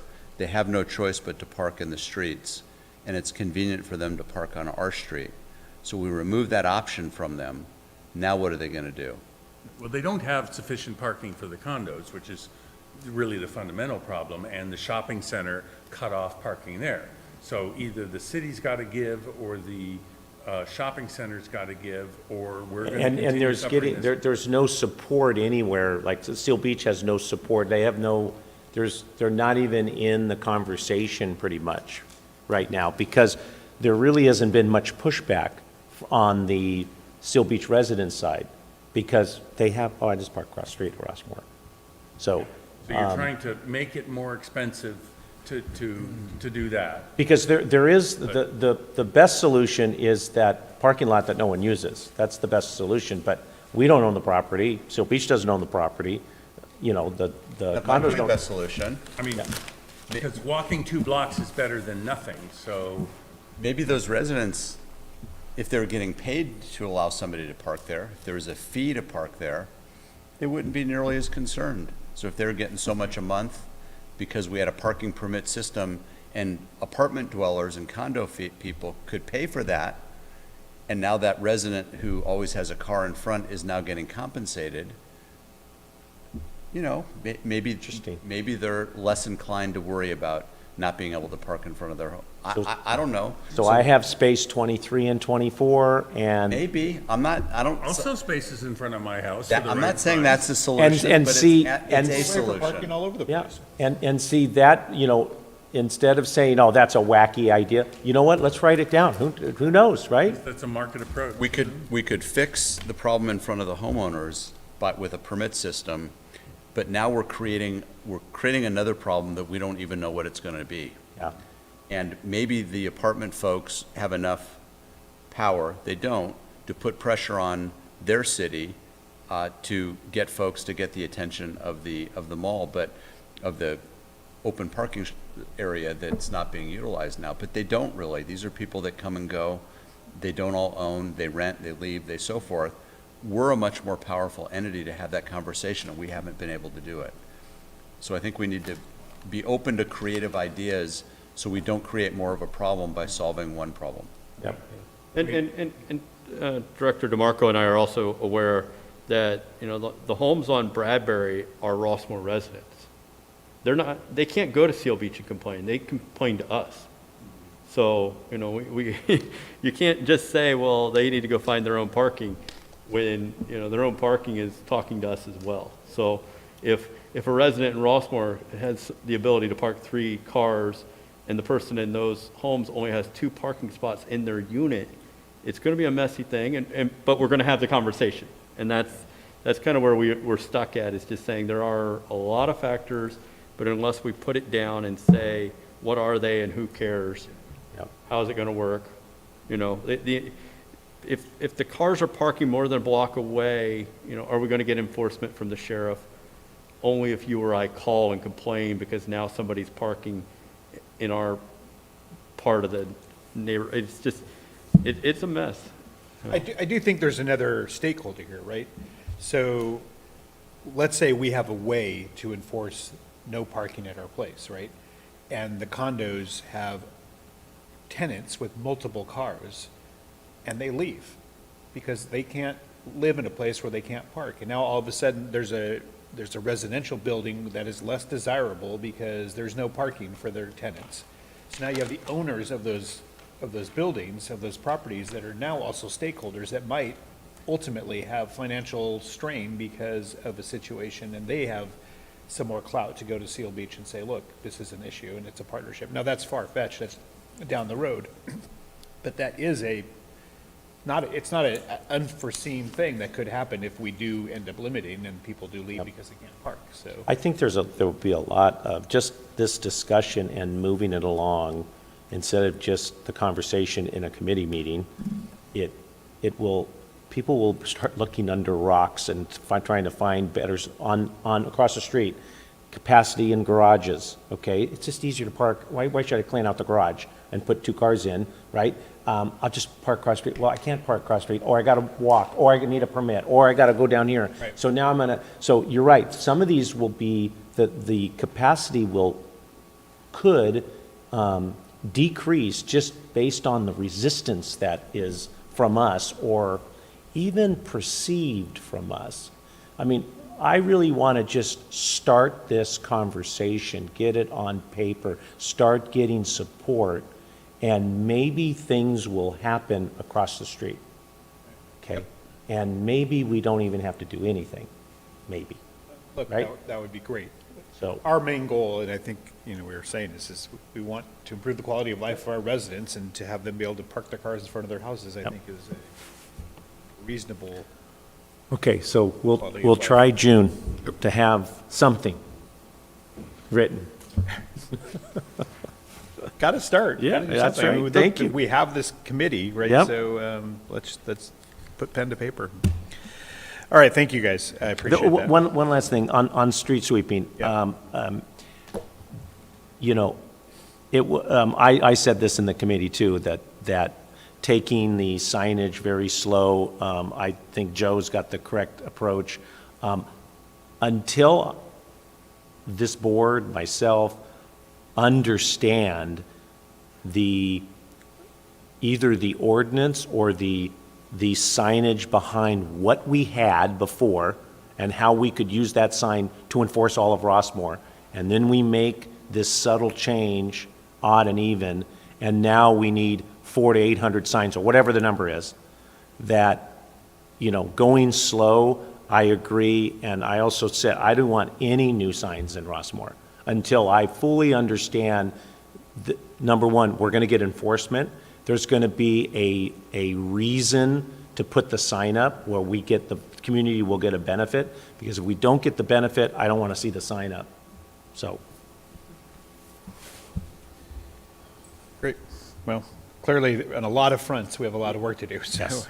but I think taking it slow is a good approach. So thank you. All right, we're going to go to the consent calendar. We take these items collectively unless somebody wants to pull something off. This is the minutes from our board meeting in March, the February revenue and expenditure report, and our resolution to continue being able to conduct meetings remotely if needed. I'd like to pull 3. 3 is pulled. Pull 1 as well. 1 is pulled. So at this point, we're just going to take them one at a time, since that makes sense. We'll start with the minutes. So I asked that be pulled because I think it should be properly reflected that the Canopy Park idea over here at Rush Park was in the CIP portion of the meeting. We were talking about capital improvements, and that's why I mentioned it at that time. So it's just that it be added to the CIP section. Canopy at Rossmoor Park? Rush here, we were looking at the idea of a temporary canopy structure. So that's all that I wish to have the minutes reflected in I'm trying to figure out exactly where it would have gone. I guess, It wasn't included in that? no, it's in Director Barkey's comments at the end that he was supportive of it, but it didn't find its way in the body. So is that a motion to adopt with that change? Yes, please. Second. Mr. Mendoza, are you looking to find the location, or are you good? We've toured the area with our contractor, and we can't really determine how to put one up safely. We can put, No, I was just looking to make sure that you knew where you Yes. wanted it added to Oh, the yes. minutes. yes, Okay. thank you. Yeah, I appreciate it. Okay, so we have a first and a second. Any comments or anything else? All right, all those in favor? Aye. Aye. Any opposed? Abstentions? All right, minutes pass. Do I have a motion for the revenue and expenditure report to be accepted? I'll make that motion. Second? All those in favor? Aye. Aye. Opposed? Abstentions? All right, that also passes 5-0. Director Barkey, item 3. Yeah. I don't see a current active need to continue this. The resolution is needed due to health and safety concerns for the public. I don't see any compelling health or safety concerns for the public to attend our meeting. And this is, by the way, this is not so we don't do Zoom. I think we should do Zoom so people can tune in wherever they are. It's not about that. It's about allowing the board to have a loophole in the Brown Act if you want to tune in remotely. And I don't see any need to continue this as it currently stands. And Tarquin, you can clarify, there's no prohibition to us broadcasting on Zoom for the public to watch. That's not what this is about. This is because of previously the extraordinary health concerns for board members specifically, so I could be at home participating on Zoom without having to publicly allow public into my home or post on my door that as part of a board, I was a Brown Act board doing this from a remote location. What do you see as the harm from Would continuing? you like me to respond to Director Barkey's question? Why don't you respond, and Yeah. then Okay. we'll go to... So Director Barkey is correct in that this resolution is not required for the narrow purposes of making our board meetings available to the public on Zoom. This is not that resolution. Right, it's to allow board members to attend remotely and to take advantage of the Brown Act sections, as Dr. Barkey said, that would mean that you don't have to allow the public into your living room while you're meeting. That's right. Is that correct? Correct. This is the Brown Act. This waives the provision of the Brown Act that requires anyone who's appearing by telephonic or remote means to post the location and invite the public to the location from which they are attending the meeting virtually. So i.e. a hotel does this room or- allow us to, does this mean that if a board member has to meet remotely because he's in Australia on a camping trip, they is that permitted, or is it only if there's a specific health reason for meeting remotely? This resolution allows a board member or the entire board to participate remotely due to the state of emergency. Anywhere. There is still a state of emergency in California because of COVID. This is a Brown Act exemption because of that state of emergency. So, but I'm not sure that answered the question, or maybe it did. If my reason for wanting to meet remotely is that it's more convenient and has, nothing to do with health. Is that permitted under this resolution or not? Is that a violation of the Brown Act? The Brown Act doesn't specifically speak to the subjective reasons of a board member. Just the reason Not that this is physically. here. The Brown Act waiver, you mean? Okay. So if a board member were on a business trip, they could use this, and this resolution was not in effect, would they still be able to meet remotely? If this resolution was not in effect, they would not be able to meet remotely. Well, Because the no. Brown Act allows the district or other public entity, subject to the Brown Act, to, by resolution during the pandemic, exempt, or during the state of emergency, exempt the requirement to publicize the remote location of the meeting. So Tarquin, if you were on a business meeting and you wanted to meet remotely, let's assume that we don't pass this, you could do that, but you would have to post the hotel you were at and so forth so the public could have access to that. Correct. If this resolution is not adopted, then the normal rules of the Brown Act regarding posting location, remote Right. meeting, and so forth, And inviting the public to attend. let's assume that COVID doesn't even exist for a moment. There is no COVID. And you, I don't know, had surgery, had your appendix removed, and you're okay, but you're in pain, you don't want to hobble here.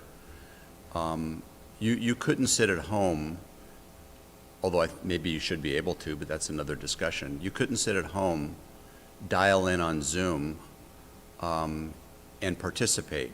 You could under this waiver, but under normal Brown Act rules, you would have to post that you were going to be hosting from your home, and technically you would have to allow public to have access to you at your home. If you were ill, you had the flu, influenza during flu season, I don't mean COVID, and you wanted to attend a meeting, but you were too ill to do so, you could do that, but again, you would have to post. So my perspective is simply, there isn't a level of emergency and COVID that makes necessary this waiver to the Brown Act.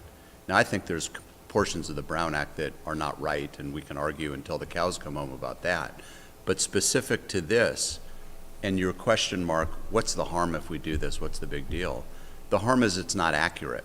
The harm is, in my opinion, I don't want to use the word a lie, but it's not correct. There isn't a level of COVID that requires a waiver of the Brown Act for board members to be able to meet without Brown Act requirements remotely.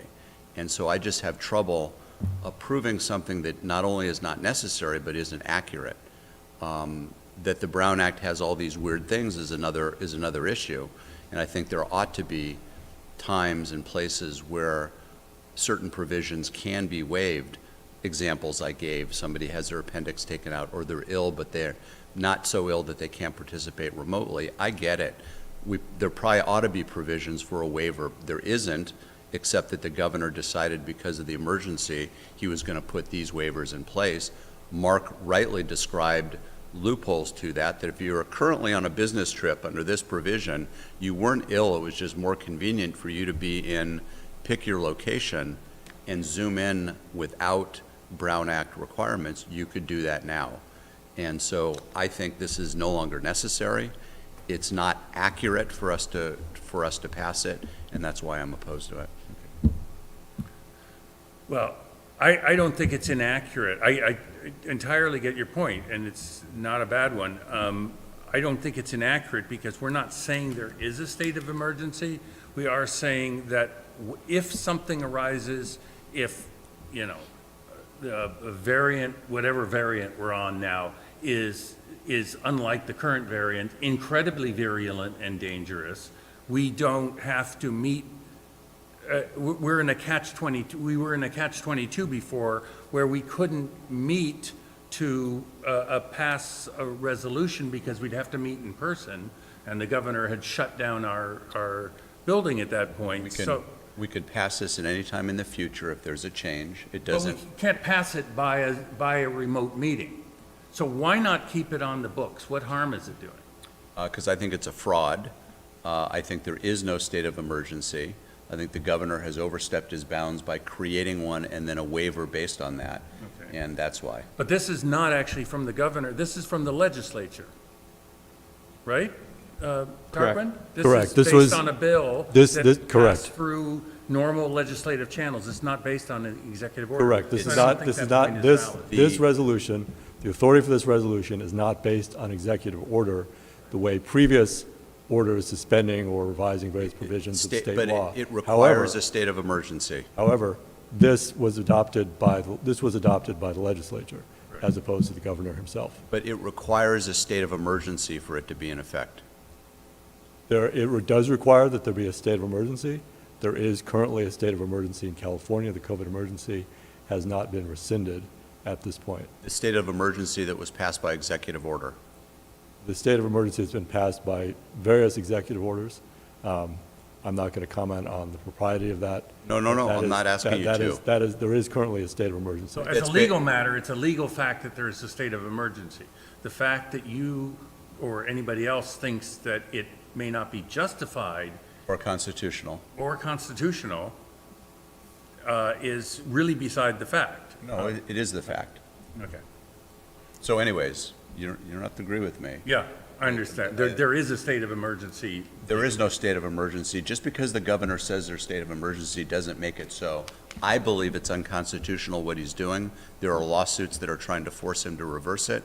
As you know, Mark, these state of emergencies are supposed to be limited in scope and removed immediately once the state is over. It's now been, what, over 2 years? Hospitalizations from COVID are at the lowest level we've seen in a long time. Deaths are down. I can tell you, I personally haven't treated a COVID patient in weeks. There is no longer a state of emergency. Arguably, there shouldn't have been one more than a handful of weeks anyways, and that's why I can't continue to support this. Thank you. I don't know if anybody else wants to weigh in on this. I continue to support the use of the waiver. I believe it's still, in our best practice, if one of the 5 of us has had a close contact and we should be quarantining, we be able to quarantine properly while also serving our elected functions and duties. And by the way, there is no recommendation any further to quarantine if you've had a close contact to someone who has COVID. I believe the CDC disagrees. Director DeMarco? So if we have a state of emergency for 10 years, we're going to be still voting on this every month. If we have a state of emergency in California for the next 10 years, because of all these. It's awkward that we have to vote on this every month. I mean, there are lots of laws on the books that are currently irrelevant, but might become. Yeah, but we're not voting on those every month for this I know, district. it's a stupid process. We ought to be able to, but that's what the legislature set up. I guess yes, it's already taking up more time than it should, but I guess that's my question is, what harm does it do if we continue to adopt it and down the road there is an emergency where we need to use it? Oh, that's a good question. So if that happens if we do not pass this tonight, and we revert back to pandemic numbers, and we had not passed it the month before, could we pass it again? Director DeMarco, to answer your question, so if we don't pass this, sequentially, and it lapses, then if the district wanted to reinstate this resolution, there would have to be either regular or a special meeting in public, in person, to reinstate this resolution. That's my dilemma, is what happens if we get back into that box where the governor says, We're shut down. you're shut down, the public places are closed again by executive order. Then we're in a box. And that may or may not be constitutional. I share Dr. Barkey's concerns about its constitutionality, but we're not here deciding that. We're just trying to decide if we can continue to operate if the governor shuts us down again. what do we do in that case? And what's best for the residents of Rossmoor? This is not unique to us. There are other districts and schools and so forth that are not renewing this provision. Okay? You know, I'm glad this board hasn't abused it, as was mentioned. I'm glad we're all meeting here. You know, one that has a business in another unincorporated area that still lives virtually, you know, and is allowed to live virtually and is really underserved. You know, I'm there pretty much every day, an underserved, unincorporated area, unlike Rossmoor. I certainly see Dr. Barkey's point in terms of just, and I see Director Nidickman's point, you know, so if we just keep on going and going and going, what's the big deal? You know, for one, I really don't think it's needed, but for an abundance of caution, do I keep on approving it? Although I did vote against it, I think 2 times ago or 3 times ago. So I don't see the significance of voting on this every month. That's just my opinion. I think we're out of the pandemic. I think enough of us are vaccinated, and I think we're going to move out of this and all be fine. So anyway, that's it. I will not continue to support this indefinitely. I'm not sure. What's your time frame? I don't, you predict medical science, and I'll predict when I'm going to change. I mean, Philadelphia just reimposed it. It was utterly ridiculous that Philadelphia reimposed it, but they did. Right. I mean, they had, 46 hospitalizations, and they reimposed. They have really good cheesesteak sandwiches there, though. They do. They do. I love the That city they of do. Philadelphia. And you know, my son is an emergency room doctor right now, and he's still seeing COVID patients. Nobody's coming in for COVID. They just happen to find it when they're in No one's there. coming in?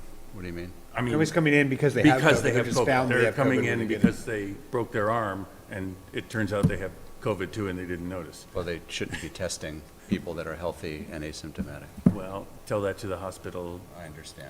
That's another discussion. So, I don't know how long I'm going to be continuing to support this, but for now, I think it's the pragmatic, the prudent thing to do. That's my position.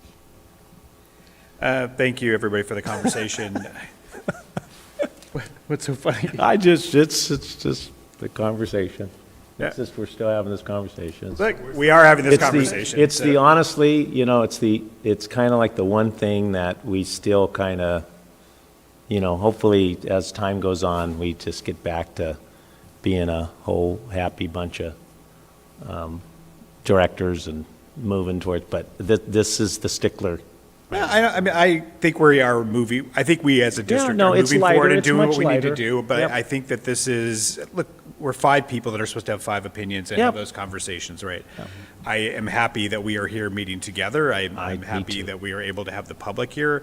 I also feel like whether there is in actuality out there a need to have a state of emergency, I don't know, but we are currently with the state of emergency, and with that gives the provision to do this. And for me, you know, on that pragmatic side, to have this as the, God forbid, we have this in our toolkit, I'm in favor of keeping it for that reason.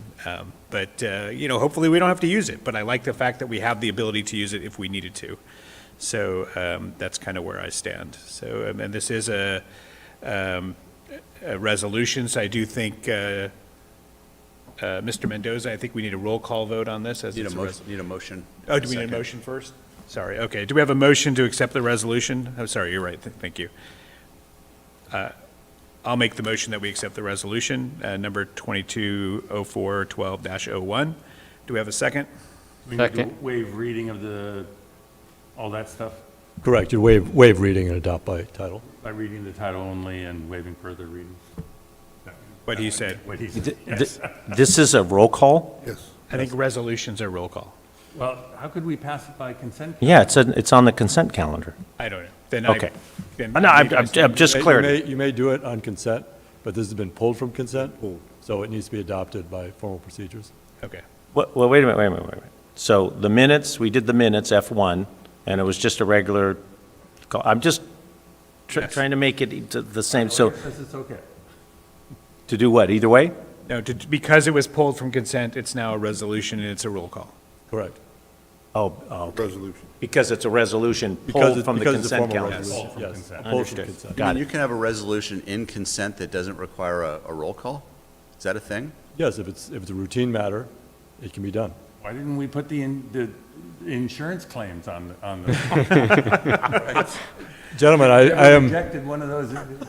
you know, it is common for public agencies to put insurance claims on the consent calendar.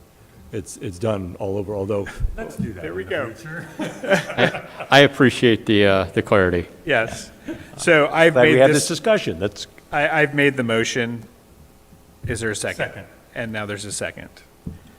We have discussed this. I don't think there's need for more additional discussion. So, Mr. Mendoza, I know you're trying to get their attention for something, but if we can do a roll call for the resolution, that would be great. Director Markey? No.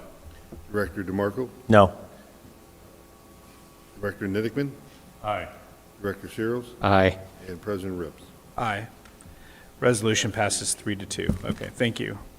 I am going to ask for a moment of pause because one of us has to use the restroom, and then we'll get to the resolutions in G in just a moment. One of us. One of us? Well, there could be multiple of us, but I know that Could one be. of us does. The most Important one of us. Hey, John. See my text?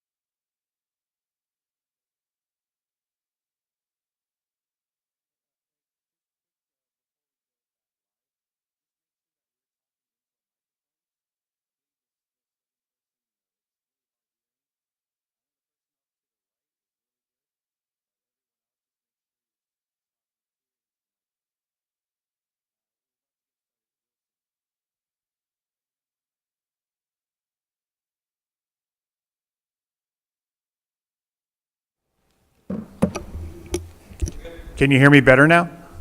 It wasn't even on, so that would have been a problem. So, okay, so there's no public hearing, so we're going to move on to resolutions. Mr. Mendoza, Resolution 2204-12-02. Thank you, President Rips, members of the board. I'm asking for you to pass Resolution 2204-1202, rejecting the government claim. This formally rejects the tort claim. Further action on this matter will be conducted in accordance with established liability claim procedures as recommended by our insurance carrier, CJPIA.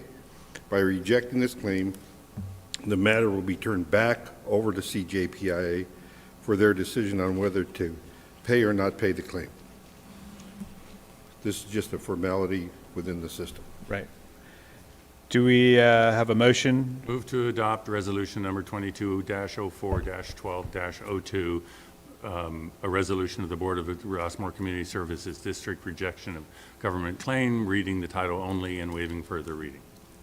Second. Second. All right, is there any discussion? As this is a resolution, we need a roll call. Mr. Mendoza? Yes. President Barkey? Not president. I'm sorry? Not I'm president. I'm sorry. Try again, reset. Director Barkey? Yes. Director Nittleman? Yes. Director Searles? Yes. Director DeMarco? Yes. And President Rips? Yes. You might be the president somewhere right now. You are, yeah. Somewhere. Somewhere, okay. Thank you. Resolution passes 5-0. We're now going to move to Resolution 22-04-12-03. Mr. Mendoza, same thing, I guess? Yes, sir. This is the same request to reject the claim so it can go to our insurance carrier, CJPIA. Do we have a motion? So moved. You got to read the resolution. Oh, geez. That's why everybody was quiet. I unmove. I move that we adopt Resolution 2204-1203, a resolution of the Board of Directors of the Rossmoor Community Services District, rejection of government claim, and forego the reading. What did Director Nittleman just say? It's right there in the. Oh, by I'm reading just the at title the, only, yeah. By reading And title waiving only. further. by reading title only and forgoing, I don't have it in front of me, Waiving further. and reading. waiving Further reading. further review. Thank you, Director What he Nittleman. said, I'll second that. All right, I don't think there's any discussion at this point, so Mr. Mendoza, again, we need a roll call. Director Barkey? Yes. Director Nittleman? Yes. Director Searles? Aye. Director DeMarco? Yes. And President Rips? Yes. Let's put these on consent. And we will make sure these are on consent calendar. Yeah. Thank you, Exactly. Thank you. after all these years. All right, resolution passes 5-0. Thank you very much. We will move forward to our regular calendar items. Number one is a proposed change to the dates for the Rossmoor Community Services District Board Directors Meetings for May and June. Mr. Mendoza? I'm confused. Somebody take it away. I've discussed this with President Rips. He has a conflict with his scheduling and would like consideration on moving the next couple of months' meetings for May and June. I put down the alternative dates for consideration and want to open the discussion for availability. Is there precedent for this? I don't recall us ever moving our meetings because one director, even the president, was going to be gone. Is there precedent? Either of you know? Anybody know? In my experience, since I've been here since 2014, I have not seen it done. Doesn't mean it can't be. No, it doesn't mean it can't be, but Never have precedent, there's never a tradition until it starts. I worry about the precedent here, and people know when the Rossmoor, and you can see how many people crowded into the chamber Right. tonight to Yeah. attend in person, but with respect, it may doom the emergency powers resolution next month, but I'm okay moving it as long as we're all available. yeah, I don't think I support it. So the 17th May 17th, that's RHA meeting normally. And I'm certainly available that day versus whatever the week was before. Thursdays aren't good for me. Thursday's going to be tough for me. So what about the 17th? Question is everybody available the 17th? Regardless of you not supporting it, would you be available if it was voted such?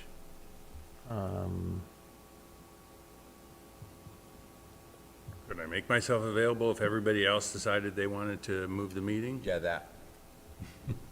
Yeah. I have something in my calendar. Let me see.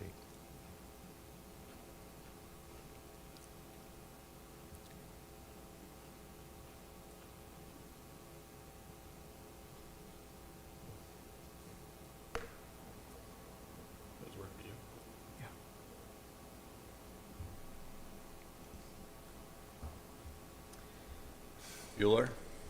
Well, I don't know. I mean, I have something in my calendar. I don't know if I'm texting to see if I have to go to it. If your calendar is already busy, I mean. Well, I might not have to go to it, but, May 17th, so that's a Tuesday. That's the following Tuesday. I mean, so let me ask you this, though. Let's assume next month I look ahead, or any of us look ahead, and there's a conflict with one of us, and now we're going to put forward potential alternative dates. I mean, this could happen regularly. Yeah. Where just as a result of the regular calendar, one of us isn't available, and now we're going to be scrambling at looking at additional dates. It's one thing looking ahead if the second Tuesday falls on some special day, it's like September 11th or something like that, and we don't want to do it because of some celebration or other important occurrence, that's one thing. But for a director to not be available and therefore we're going to move it, We've never done that before. so that being said, Jeffrey, any thoughts? This is your issue?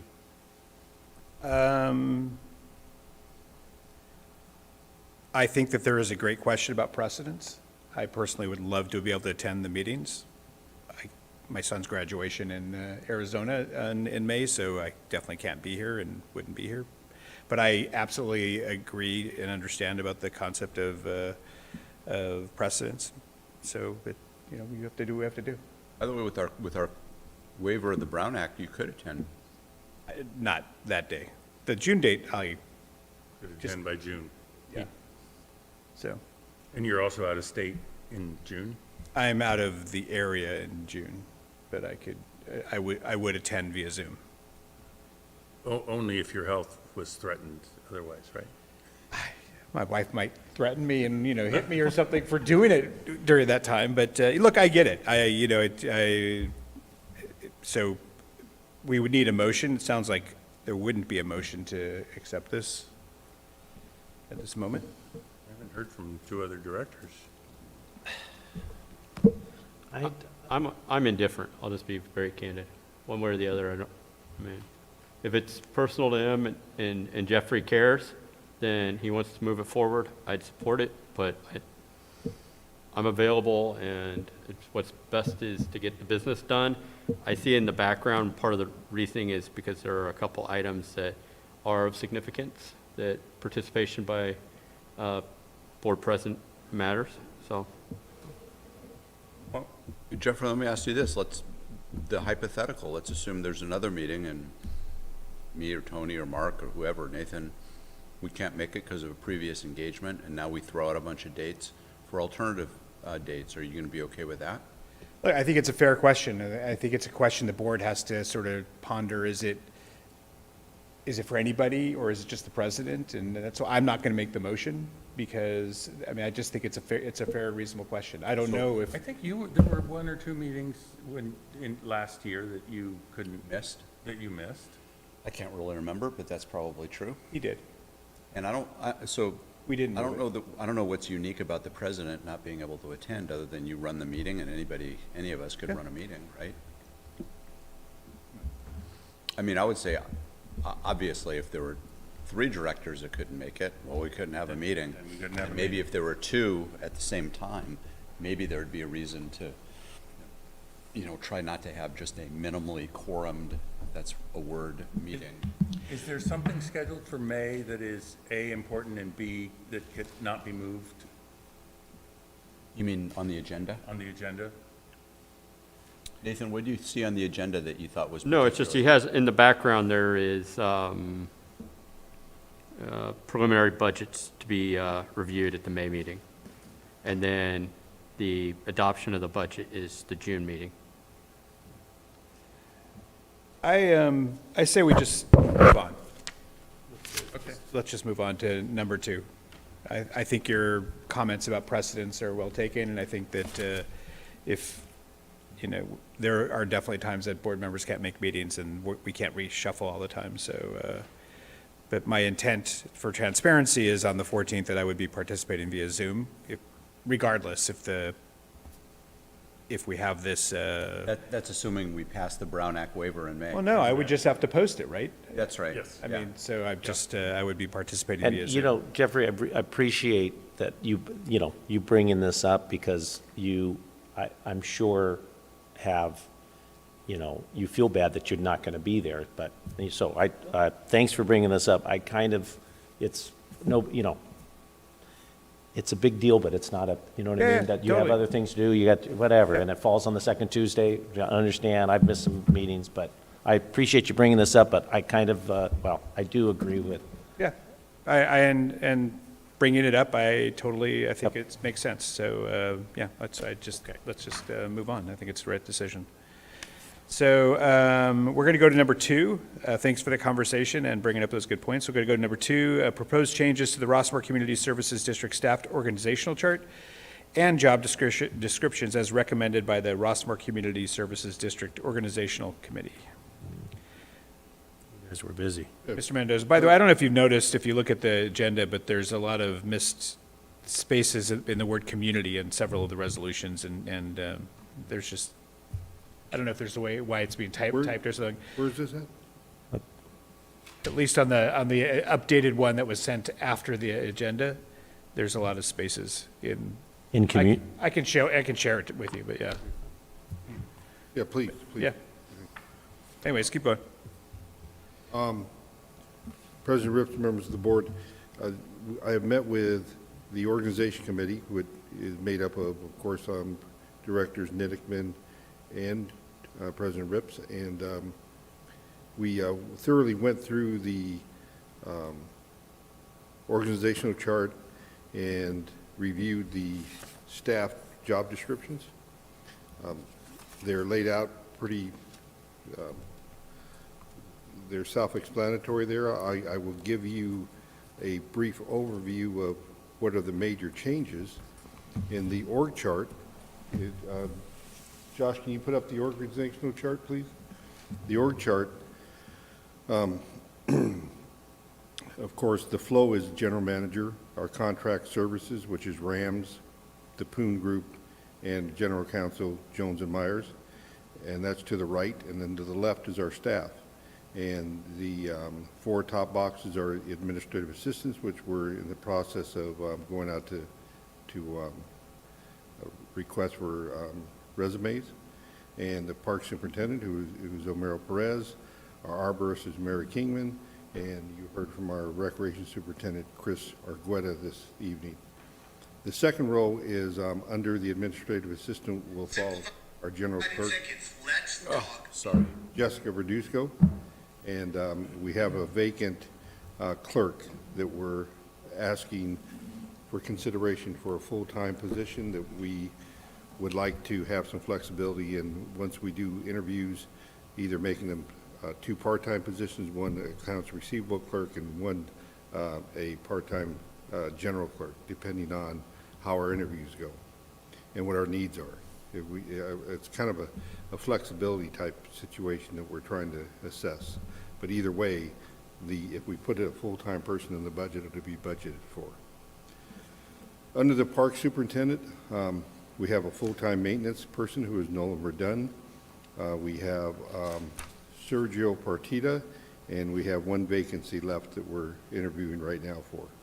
Under the Mary Kingman is Joel Perez. He's a part-time recreation assistant, or maintenance assistant, who will provide her assistance with the arborist and picking up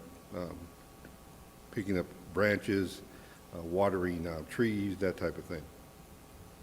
And then under the recreation superintendent, Chris has an interview tomorrow with a couple of individuals, and the 4 blue boxes are all interchangeable. If you look at the job descriptions, they're the same. So any one of those 4 blue boxes can fit into those job descriptions, but they have an emphasis on who they work for. But they will flow in and out of maintenance, daily trash pickup, restrooms, and assisting each other in keeping the park safe and clean. So that's the basic structure. And I think the organizational committee can also assist me in if I missed anything or answer any questions you may have. So what's new on here that's changed? The only thing that is new that's really changed is the account clerk, the general clerk making it the account clerk making it a full-time position. It's account clerk who will be backing up both the general clerk and doing some accounting functions, mostly accounts receivable, and preparing our payment process. And that's a new position. Well, we had, it was part-time. it was part-time. Okay, so I'm asking to make it a full-time position because it's become evident that when Jessica's on vacation, we're trying to fill in with Mary, and having another full-time position here will provide us with backup and consistency. When we last talked, you were leaning towards 2 part-timers rather than 1 full-timer. Have you Yes. changed your? No, I think it's going to be a conversation during our interviews to see who's available. I think we might be able to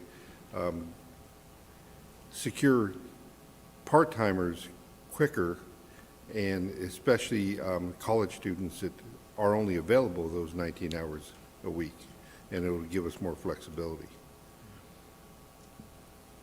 You made the minor corrections on I didn't read through all the job descriptions that we discussed Yes. in the organizational committee. Okay. But the only substantive change was just this one position. And the idea is that if we can approve that it has the full-time, which would cover budgetarily the 2 part-times, but it gives him the flexibility that if he's interviewing and finds somebody that would be solid for the full-time, he can move in that direction. Or if he prefers for flexibility and finds the people that are right, he would have it in 2 part-time positions. And we wanted to leave that in the general manager's hands, but to give him that flexibility, that's why it's in there like that. Budgetarily, Budgetary, the impact to the budget is 1 part-time position. 1 part, okay. Slightly more than that because you have benefits if it's a full-time. If we went full-time, yes. And when we say budgetarily, are we comparing it to last year's budget, or let's say 2019 budget in terms of employment? I think we're comparing it to the current budget. Current budget. Just current We're budget. increasing authorization by half a position and the money that goes with that. That'll be going into the next year's budget. But we are in a situation right now where we can absorb in the next few months if we hired somebody. One of the goals that we have sort of talked about is ensuring that the general manager has the tools to be successful within the organization, and with the growth that we're showing with all our community programs and things like that, what's the structure that best supports that and supports him?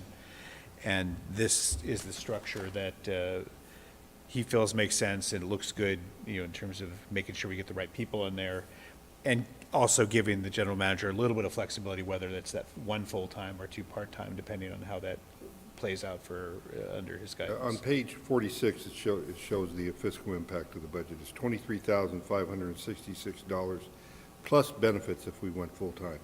If we just stayed part-time, it would be a hit of $23,566.40. Actually, we spent most of the meeting talking about the administrative assistant position. Have you initiated hiring for that position?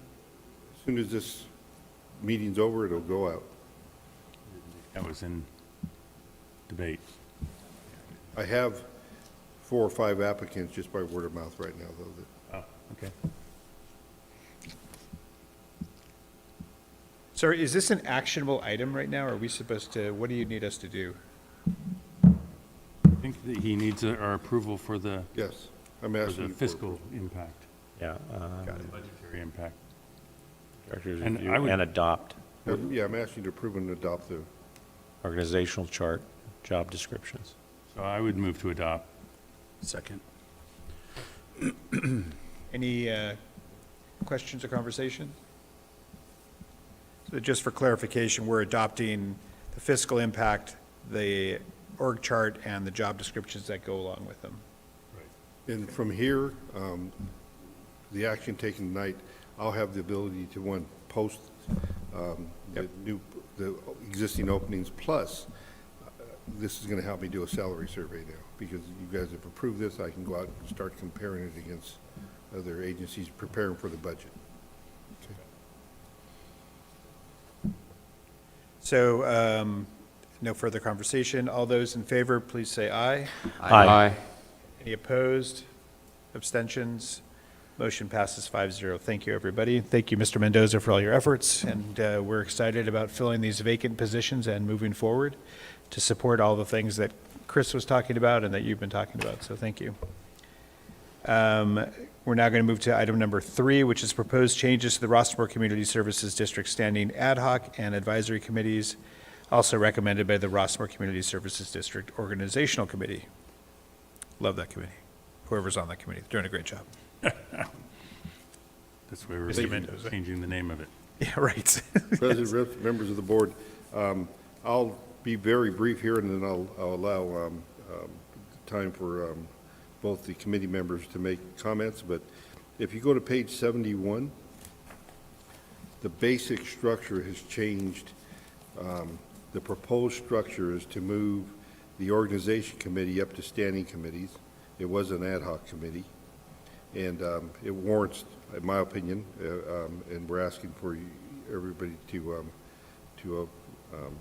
rule on this, is the organization can be moved up, and that the ad hoc committee stays as an ad hoc committee under the traffic and safety that falls within that parameters of the responsibilities, and that the advisory committees are condensed because they really do not warrant a whole lot of effort and a whole lot of time, a few meetings a year, and that the president would determine who would attend, who would be assigned to those advisory committee. As you can see, there's 2 areas that we're covering: the Community Relations Advisory Committee, which is LAUSD, RAC, and RHA, and then Government Relations would be ISDOC, Legislative, and WCC and OCTA.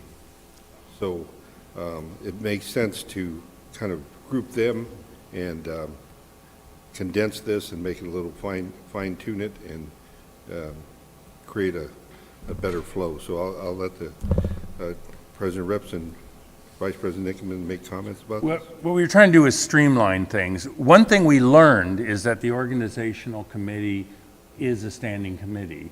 And the way it already is, the way our crazy policy is written, which is any committee that has duties in our policies is by definition a standing committee. And Joe actually found us a section where it says the organizational committee shall review all contracts 6 months before they need to be reapproved. So one of the things that I requested that is not in this, and I assume it needs drafting, is that we change that policy so that it spells out in one place exactly what the committees are, so you don't have to go hunting through the entire policies. So that was one change we made that is not in the proposal before us tonight. The other thing we wanted to do is change the organizational committee's name to the Personnel and Contract Administration Committee, because that's a more specific title as to what it's actually doing, which is reviewing personnel decisions, reviewing contracting decisions, reviewing when maybe we ought to move something from personnel to contracting and, or vice versa, et cetera. And that's the real scope of the committee. So we proposed recognizing that by our policies, it is a standing committee, and then changing its name to more accurately reflect its duties. Beyond that, we just thought of streamlining the advisory committees into two committees that will have like two people, they're not even committees really, they're really representatives, because these are our representatives to our community and our local people. So, but they're called advisory committees, but they're basically just representatives. And you'd have two people, and that they'd be able to trade off. If a task was too great, we could, the president could appoint I can never remember that term, alternate, thank you, an alternate. You remembered. An alternate member, so that you'd have coverage if things start heating up with the RHA or the LAUSD. But that was the idea, to kind of streamline it, because we have all these different committees, and they weren't really, they were just flourishing without much to do. That was our thought. Yeah, that was it. Any question, Will? I like the concept. So let me go back to where it was. So advisory, so there's still the advisory committees to be determined. Let's just say legislative affairs.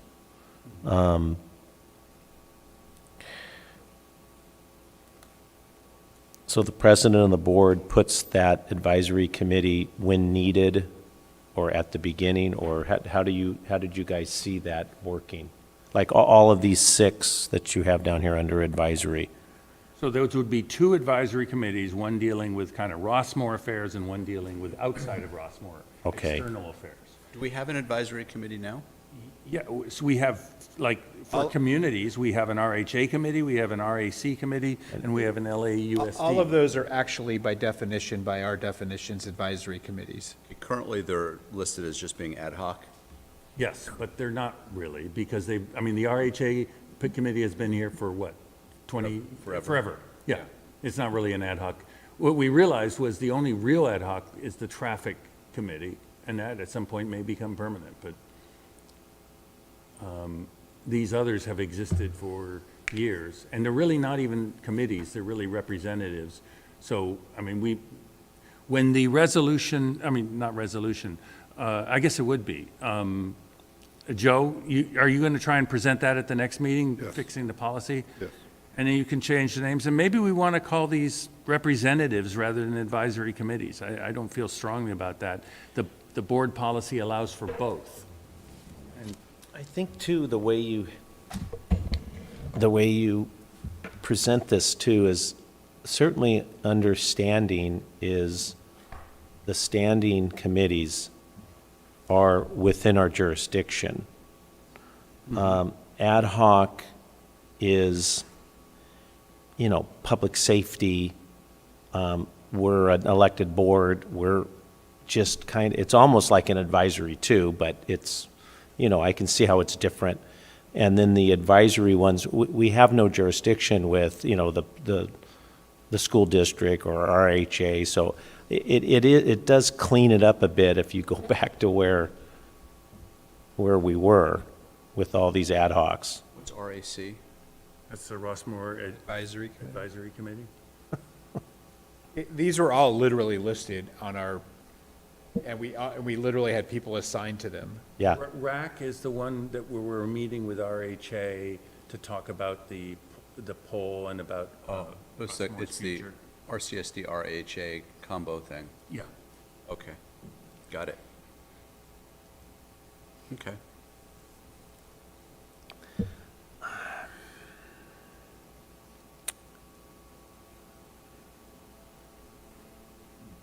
You need action of sorts? I think so, but I wasn't sure if Director DeMarco he looked like he was pondering, so I was waiting. I mean, I read it all, I'm hearing I'm trying to absorb what you guys, or what Director While he's Nick. If you look on, if you Go look ahead, on ask the question. Page 62, you can see the definitions that we currently have for the committee categories. And under standing committees, of course, are those bodies which are called out in other board policies as having specific and ongoing duties and responsibilities, which the president assigns the board members to. The temporary ad hoc committee is a temporary committee that those bodies which are appointed by the board president for a specific study or task, which is temporary in nature. For instance, the traffic committee. It's temporary because if there's no more traffic issues, he can dissolve it, or he can each year change who he's going to appoint from the board or from the community. Right now, there's a couple of appointees right now that we're, Kevin Pierce and Bob Knapp, and I think we asked for representatives from RHA and the school district, so those can change. And then the advisory committee, the president may appoint any of its members, okay? So any board members to serve on the board advisory committees as a representative to other agencies or organizations. Or individuals from the community may be appointed to advisory committees. So it's kind of the same concept as a ad hoc, but it's a little less, I guess. There's really two concepts in there which we sort of meld together, and maybe when you guys are wordsmithing this policy, you may want to consider whether we need a separate section for representatives and advisory committees, because they're kind of the same and kind of not. But I don't think we need to talk about that tonight. But my thought is really, the more I look at this, that what we have listed as advisory committees are really representatives, or community or governmental representatives, because they're not going to meet as committees per se. I mean, we meet with RHA in RAC, but other than that, it's basically just we go to the RHA meeting or the school district meeting and we report back to the board on what they're doing. So in theory, you could have a Rossmoor resident be on the advisory committee to go to the school board meeting and report back to the president or the board. Right. Okay. Well, and we did that in RAC. Remember, originally we had 2 community members appointed to the board, to the committee. Okay. As well as 2 RHA members. And the same thing, there could be multiple directors on an advisory committee, meaning more than 2. As an example, if one was just focused on let's just say the school board, and while other might be more focused on RHA. Exactly. Okay. All right. I do think there ought to be a provision for appointing an alternate in addition to the 2 members. As long as they're not meeting, it wouldn't be a Brown Act problem. Exactly, as long as they're not meeting, but they could, okay. So are we voting on or approving this form, or are we just, there needs to be more wordsmithing, or is this done? The way this should work, I believe, and help me here, Tarquin, is you'll approve this with any recommendations or any changes. We'll go back and revise it, change the policies, bring it back to you for first and second reading. Am I correct?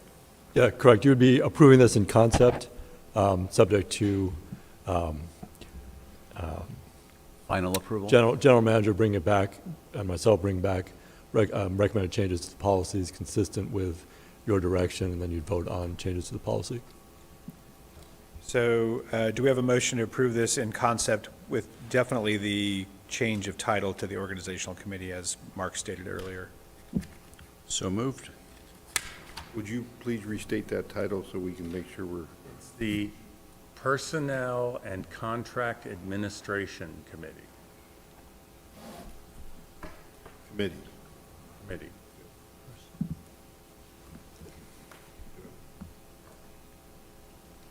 There's been it's been moved. Is there a second? Second. We have a second. All those in favor, please say aye. Aye. Any opposed? Abstentions? Motion passes 5-0. Thank you very much. Thank you, Mr. Mendoza. Appreciate all your efforts in all of these. Thank you, guys. Thank you. We're going to move forward onto general manager items. No, don't we have the H4, that supplemental Black Mountain? Oh, sorry, I circled it accidentally. Thank you. H4, proposed changes to agreement with Black Mountain Software for cloud-based fund accounting software. Mr. Mendoza. President, Rips, members of the board, as you recall, we approved the Black Mountain contract, and as we started to negotiate with their attorneys and looking at their agreement versus our agreement and putting it into our words because, we wanted them to sign our agreement, there was some conflicts with their attorneys, and they've been discussing the situation with Tarquin. It's an indemnification situation where they're trying to save some money. They felt part of the contract wasn't warranted. I'll let Tarquin, I tried to put it in layman's term, I'll let Tarquin put it in an attorney's term so you can understand it. Yeah, thank you, Director, General Manager Mendoza. So the issue here is at the last board meeting, the board directed us to enter into an agreement with Black Mountain pursuant to the city's standard terms and conditions, the district's standard terms and conditions for professional services and similar agreements. Obviously, some things need to change because it's a software agreement in essence. However, we've been going back and forth with the representative from Black Mountain, and she had two issues. We rejected most of their changes, but she had two issues that they stated they would not be able to accept. The first one is a waiver of subrogation in the insurance requirements. What a waiver of subrogation does, and the reason the public entities always require it, is it would stop the insured, that is the contractor, the district is the named insured, from going after the insurance policy or other of the district or the district itself if there was a claim trying to seek subrogation rights to tap into the district's insurance or otherwise hold the district responsible. Failure to waive subrogation would mean that they could, in theory, if there was a claim, their insurance company could then go after the district, the district's insurance, even though we're self-insured, for that loss. The second item they did not want was the standard defense and indemnification. While there are issues with here, there's some reason to perhaps waive the defense and indemnification because they're not physically on site, they're doing everything remotely, and it's basically a software agreement. However, an issue could arise with the indemnification, failure to indemnify, defend and indemnify, should the district suffer a loss due to their fault and then get sued by a third party for loss of data and so forth. The district would be without clear recourse under the contract. The district could always bring a suit against its contractor, but without a standard indemnification and so forth, the district would be left to common law remedies and not the clear defense and indemnification remedies of our standard language. Hopefully that makes sense. I'm happy to break it down if I was a little too wordy. So if I'm understanding the indemnification issue, and we're talking about a software provider for our accounting, we're likely involving this software is going to be taking data, which might include people who are using our facilities and paying the district. Ultimately, we would probably like to see, instead of paying rec desk fees, we're using this software, we're looking at this software for being more inclusive. If my not my credit card, my debit card information gets leaked by Black Mountain, and I want to sue the district because the district is who I paid for renting the facility, and the district passed that data off to Black Mountain, who is actually who lost the data because they were hacked of some sort. What you're saying is then I, as a Rossmoor resident, go to sue the district, and the district can't go to Black Mountain for indemnification because we've removed this term from our agreement? Correct. We would not have the express remedies under the contract, which requires defense and indemnification for all claims attributable to Black Mountain. Would that be a breach of their contract to allow confidential information to be leaked? So the contract doesn't specifically deal with confidential information, but the district could take the position that it is a breach because they're not acting pursuant to the standards of care, which is implied in every contract. So they would initially not be indemnifying us, but we could still counter-sue them. If somebody sued us for the information breach, we would counter-sue Black Mountain and say that the breach was due to their negligence and they're responsible and they owe us attorney's fees, et cetera. Yeah, so if you look at section 6.6, it's standard language, attorney's fees. If either party commences an action against the other party, either legal, administrative, or otherwise, arising out of or in connection with this agreement, the prevailing party in such litigation shall be entitled to have and recover from the losing party expenses and attorney's fees.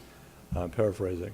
The issue, though, is, just so everyone's on the, understands, the reason we have indemnification language is because it makes it very clear what the contractor's obligations are from the outset. The indemnification isn't, as pursuant to the agreement, wouldn't be contingent upon, getting a judgment favorable to the district and then telling them to pay. They'd be required to defend at the outset. Yeah, it's the duty to defend that really distinguishes it from where we'd be otherwise. Right, that's normally the expensive fight, is the duty to defend. So is this normal? What, the indemnity or striking the indemnity? To striking the indemnity? It's not, I can understand why they're refusing to indemnify us for, because it's not just for their negligence. For ours too, yeah. It's for anything basically where we suffer harm. So it's almost a strict liability concept. It says here that it would be, regardless of whether they were negligent or did anything wrong. And so that's a pretty broad indemnity. So I understand their position. I mean, this contract it's got to be worth it to them to enter into this contract, and for the amount of money involved, it doesn't surprise me that they're refusing to indemnify us for everything under the sun. I mean, and if we wanted to spend another 2 months negotiating it, we might be able to narrow down the language some more. Other than a data breach, can you give other examples of where this would harm the district, this change? Liability? Any other than the data example that Director Searles said? You have other thoughts, Nathan? I mean, what if there's a fraud? I mean, just to point out, someone at Black Mountain takes district money somehow. So it's not just a data breach, but it's actually some, third-party fraud.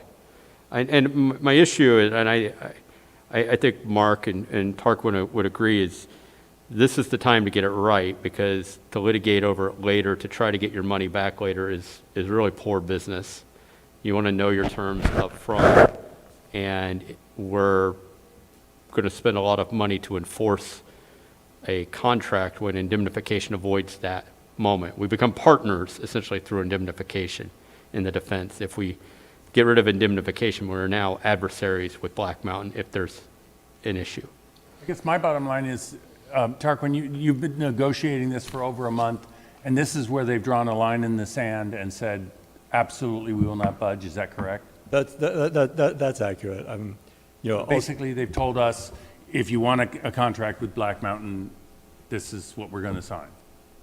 In essence, yes. I mean, an option, and obviously this is your complete discretion, is if they're willing to defend and indemnify, and, the district consider, slightly upping the cost of the contract. But that's not a legal, it's more of a practical consideration. Is it your advice that we should accept their removal of this? You know, I'm of two minds. I think the risk is fairly low. However, ultimately it's a decision for the board. The risk is fairly low because they're not on site. But they are handling data. If they're handling sensitive data, that risk increases. So it's low risk but high consequences.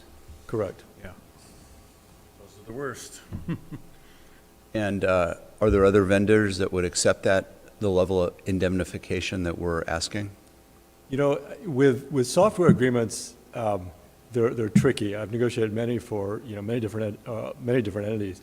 The issue for software agreements, though, is, typically the larger corporations have standard agreements. They're not going to deviate from them. The smaller companies, while they may deviate, they may not deviate from their standard language. It just depends.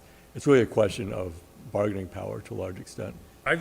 To me, this is a pretty good contract compared to, if you were dealing with a large company, it would be their form, and we'd probably end up indemnifying them. Yeah, I would never recommend that, but, I've seen other agencies do that. Yes. But I would not on my watch, so to speak. Does the district have cyber insurance? Yes. And what does that cover, and can we up that rate to cover any issues we might have with the lack of, I'd have to look into it, but it's through CGPIA, yes. I'm sorry, I couldn't hear you. I'd have to look farther into that, but we have it through CGPIA, or insurance carrier. The other thing is, I can't remember the numbers, maybe you have them, Joe, but Black Mountain was clearly the best bidder for this. Yes. Both in terms of what they were providing and the cost.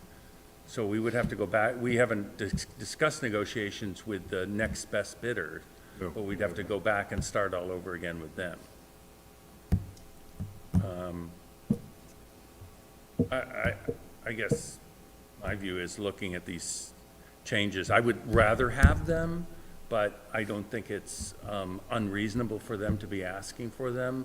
I do like your idea of if we can increase our insurance coverage, but I think I'd Certainly like to seeing move what forward it with is. the contract, but that's my view. I think we're hobbling under an ancient software system.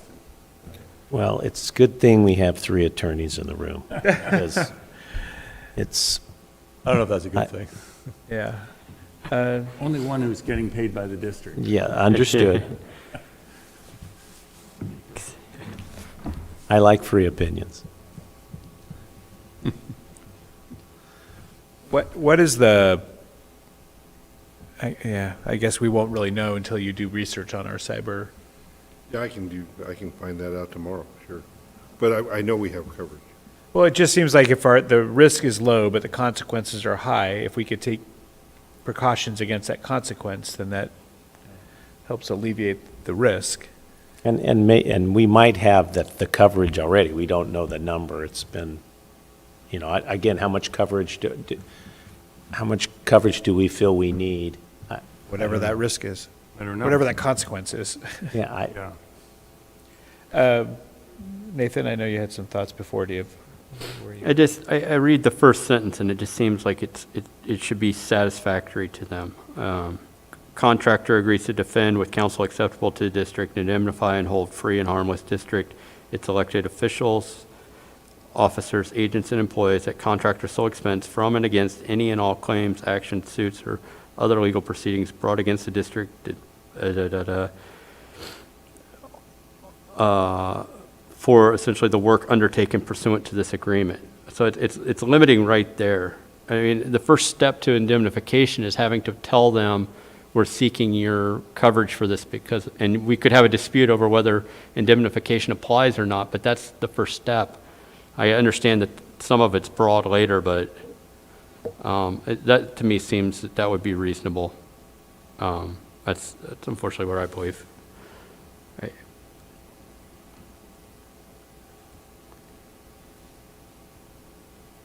Yeah, I personally don't feel like I can vote until I have more information on whether whatever that consequence risk is, that we're covered in another manner. I'm also a little concerned that, and for some reason, it didn't come out in my when I downloaded this, but if it's not holding us, like we're at risk as individuals, if I hear you correctly when you're reading that, is that correct? No, I think the coverage is still, we still are covered as individuals under the district. It's just saying that if we were to be named individually as, in our capacity as a director, they would indemnify us as well. Correct. The standard indemnity agreement covers the district officers, elected officials in their capacity as, members of the board or officers of the district. I mean, anybody can sue anybody over anything, so this is putting on them the burden of defending us even against frivolous claims, which are more likely but also cheaper to defend because. Yeah, often the cost of defense is the major burden of lawsuits. And so they would be our insurance company for those claims. And so, as I say, I like getting indemnification whenever I can. I also understand the limitations of it, because if the other party refuses to indemnify you, you still have to go back into court, and then you're just suing over the indemnification provision rather than the breach of contract. So I just think at some point, a lawyer realizes, okay, this deal is important to the client. It's within certain bounds, we have to, the client's instructed to make a deal. And I think this is one of those cases where you can't get every jot and tittle that you want, but we're getting a lot in here. They do have the waiver of all consequential damages. So if they did manage to figure out a way to entirely screw up our accounting system, so we couldn't recover any of our data, they would not be liable for the consequential damages from that. Now, how they would do that, I assume we back up everything double and triple, right, Joe? Yes. So it would be very hard for them to do. Again, low possibility. But, Right. I guess to me, the abstract is that I'm having a hard time is what is the potential consequence to the district, which we're supposed to be serving and protecting by not having this. And that's the part where it feels you don't know whether we're insured in any event. Right. And that's where I feel like I have a responsibility to make sure that the decision that I'm making, or that we are making, is, because I do think, I agree with you, that this is the product that we felt was right, this was the bid that we felt was right, and we definitely do need to move forward. At the same time, I have a responsibility to make sure that what I'm voting for is protecting the district. And I just, that part is abstract to me. I'm having a hard time. Keep in one further consideration. Keep in mind is that we are insured through CJPIA. So if there was a loss and attributable to them, it would be likely that CJPIA would go after their insurance company, go after them as well, if they refuse to provide a defense and indemnity. I mean, you just end up having insurance companies battle things out. It's not dispositive, but it's mention that because that's a likely outcome when there's no clear defense and indemnity.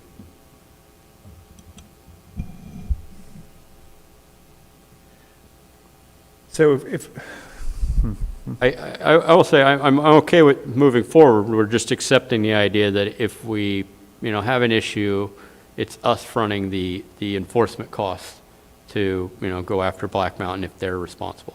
Us or our insurance company. Yes, but that might raise our insurance rates the next time too, or whatever it be. Just the point being, we're the ones deciding today.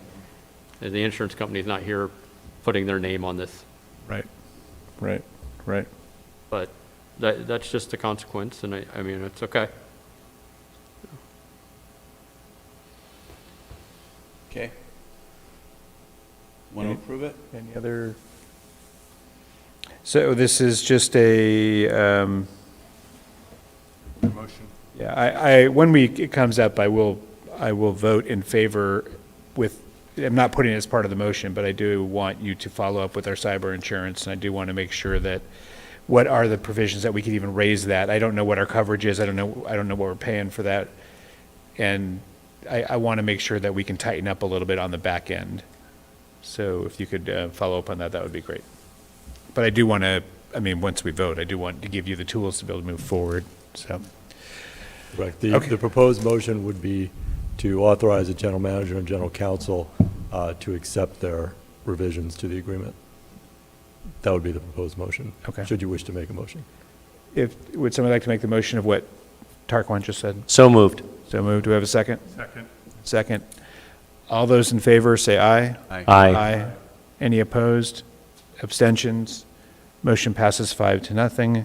I think it's, if that wasn't in there, I'd be ecstatic that we're moving forward, because I know that Tony and I can't, it's been months and months and months that we've had these conversations. So to take the step forward, Mr. Mendoza, I really appreciate your efforts in getting us to this point, and let's keep moving forward. So thank you. All right, gotcha. And now we will move to general manager items. President Ripp, members of the board, I'll be real brief here. Black Mountain, we just talked about that, so we'll be moving forward to that plan, and I'll make sure we're looking at cyber insurance coverage. As you know, we, through the organization committee, we had a discussion, and we had a long-term contract with Doug Wood Broadcasting Production Services, which is expired on April 9th this year, and we're went out to a bid, and we looked at a number of other agencies and other agencies that were using different contractors, and we are trying out Trepepi Smith tonight. It's a firm with that has expertise in marketing, technology, and public affairs. They do serve a number of other agencies in another number of capacities, but tonight they're serving our audiovisual needs, and their audiovisual contracts expand over a number of cities, including Bellflower, Fullerton, Huntington Beach, and they're with us tonight on a trial basis, and we're working out a contractual agreement that Tarquin will be reviewing this week and next week, and we will be bringing an agreement before the board next month as a long-term audiovisual broadcasting company. So we'll see how this works out. Kempton Park mulch giveaway has been very successful. I want to give Mary some kudos. She took it another level, made some banners, made some signage. We, put it on our web, and we had over 30 residents on March 26th come out and pick up mulch, and a couple of them came back 2 or 3 times with big barrels, and so they know we're there, and they know the dates, and they're starting to come. So it's pretty cool. Local control survey. I put a availability chart on your dais. Please look at that. It's outlining a number of special events. One is Arbor Day, and you're welcome to attend. We also will be opening up a grand opening our little library out here. That Orange County Public Works is assisting us with in Andrew Doe's office, and they're providing us one of those little libraries that will go by the playground. National Day of Prayer. We're been approached by Calvary Church and Gone Church and a couple of community members who are organizing the National Day of Prayer on May 5th. You're welcome to come. It's out on the grass area, 6 o'clock. They've rented the grass area, and they'll be bringing in audio, and it'll be an hour-and-a-half ceremony, and they'll be doing prayer for our nation and our district and our state and our county and that type of thing. Saturday, May 14th, bulky item pickup. Chris covered that. Then the bicycle safety, May 21st.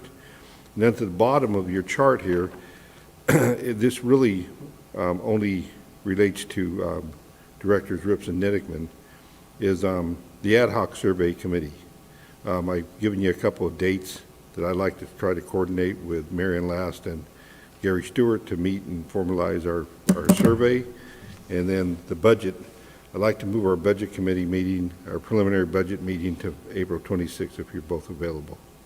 So that gives us a little more time for preparation. Okay, and then moving on,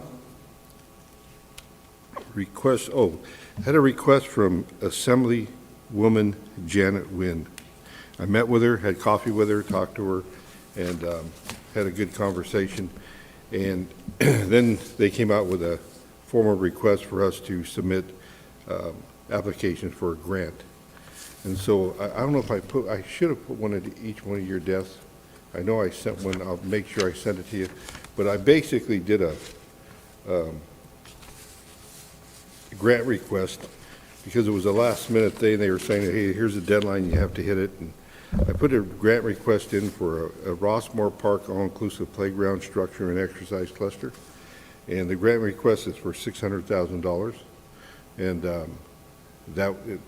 have you seen the new playground over there? Oh, in Cypress? Oh, man. Yeah, so I piggybacked off them. I went and got some pricing and went and looked at it, rubberized. And so I put a grant request for that, and I also put a grant request in to redo this facility and our admin office, and that's a request of $750,000. But we are having plumbing issues here. We're having some things that I'm getting prices on, and that would cover that. Painting, flooring, the whole 9 yards, restrooms, things like that. So she was very happy. Happy that request. I don't think the amount She didn't flinch? scared her away at all, yeah. Okay, so we'll see what happens. What else? Farmers market, and this is something that I don't think I need formal action on, but I want to have a brief conversation. I have been in contact with a couple of farmers markets. The one over here in Long Beach on Sundays, which is very, very successful. I think that's a Harbor Regional. It's a beautiful farmers market. I used him in Cerritos when I was there too, and that's still going. It's a pretty thriving market. We're kind of small for them. They promised me 2 weeks in a row they would come out. I visited them the last 2 Sundays, and they haven't come out, but they're saying the right things.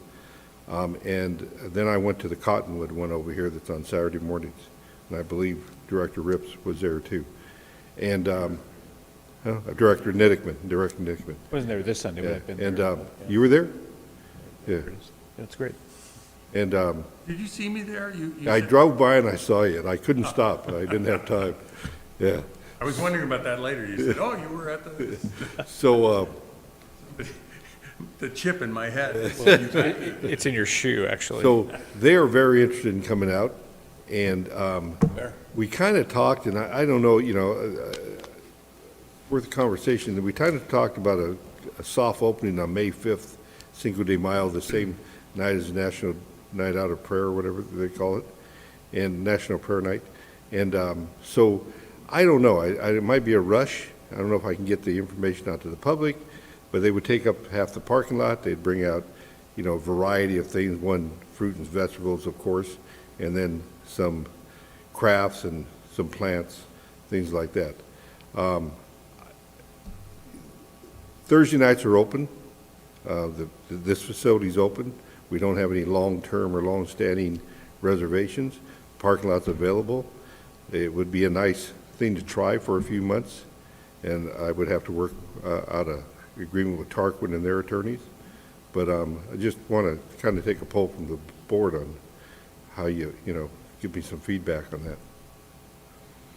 I'm not looking for a motion, just kind of. I love the idea. Yeah, I love the idea too. I love farmers markets. Okay.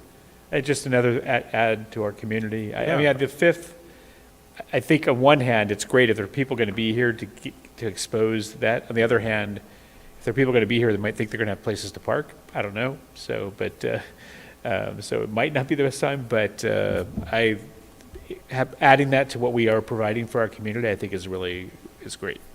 And I think a Thursday night, evening night, it sounds like a better idea than, a Saturday morning.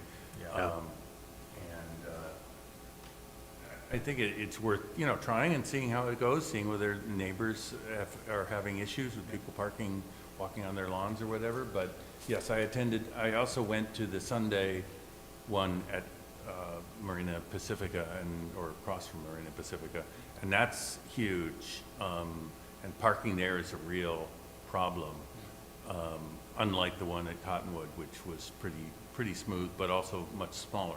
Yeah, well, I don't think, we're not going to have that large amount of vendors, and I think we're going to get a lot of walk-in traffic from the neighborhood, yeah.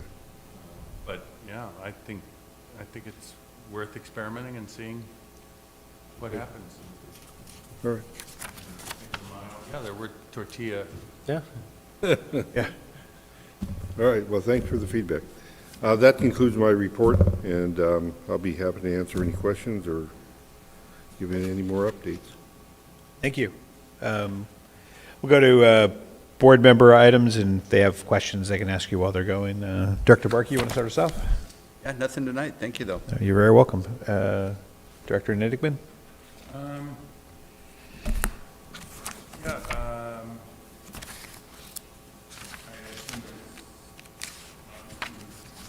or any developments on any of the other issues we've talked about before, you let us know, Joe, Yes, like the water district. yes. I'm in touch with, his name is Vicarelli, and I'll get him out here in the next few months to give us an update. Okay, nothing further, thank you.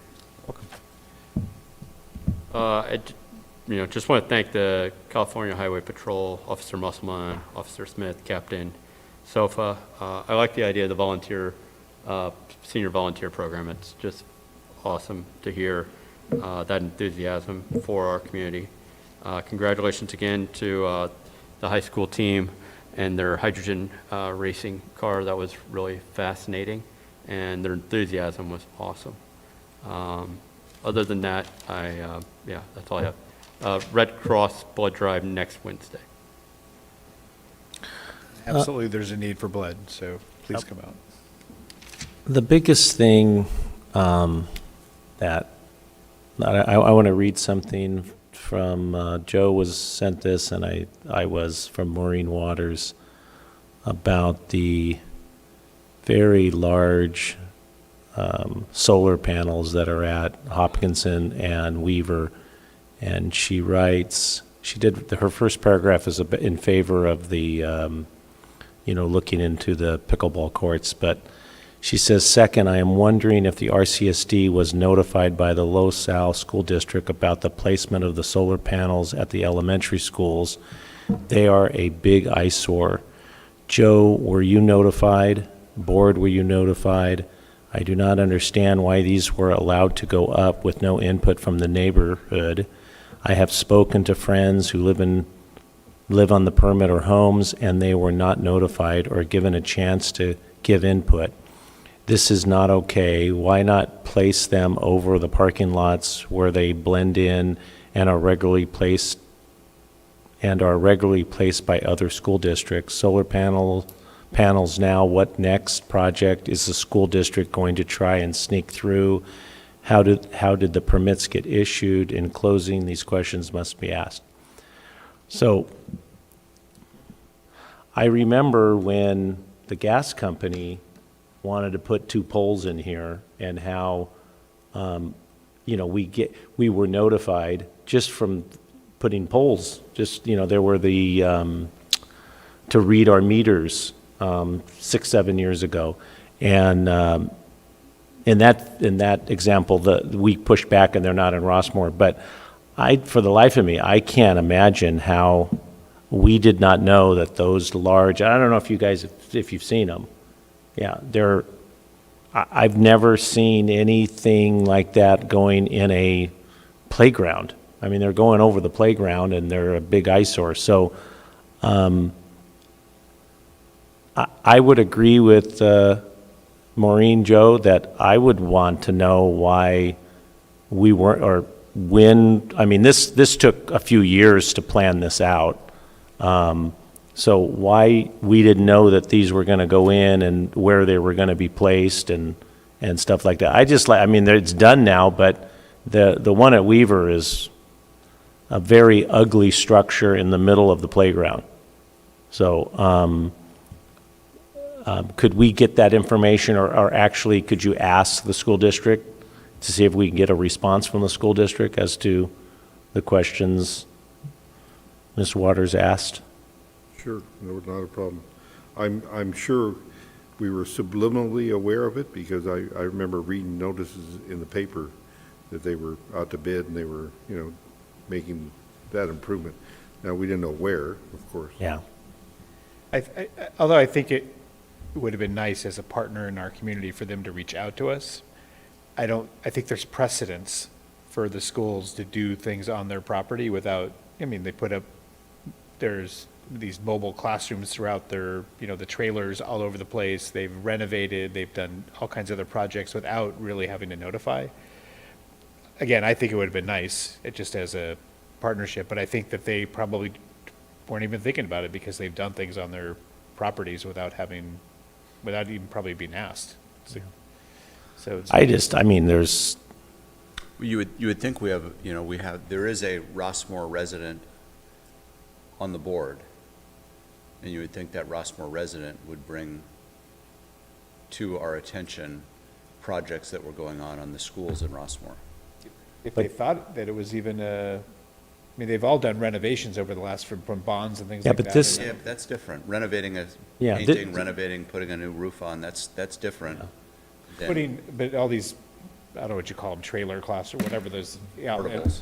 Portables, they've done, every one of them have done that, and I don't think it's ever, at least in my time, come here to us. to me, this is so out of the norm. I do agree. It is completely out of the norm you look at, to what Maureen said, that you look at every school that I've ever seen, and it's over a parking lot where they put these, Right. these very, very expensive solar panels, because they got to put all that steel and I-beams where they, Yeah. to me, all you got to do is put them on the roofs, and you wouldn't have to pay all that money for the metal. But this is such out of the norm, where you look at where they put them, and it's, I get the other things, sure they can, it's their property. It's our school district, certainly, but they're run by a board, and we now have a representative. In fact, you know what, Joe?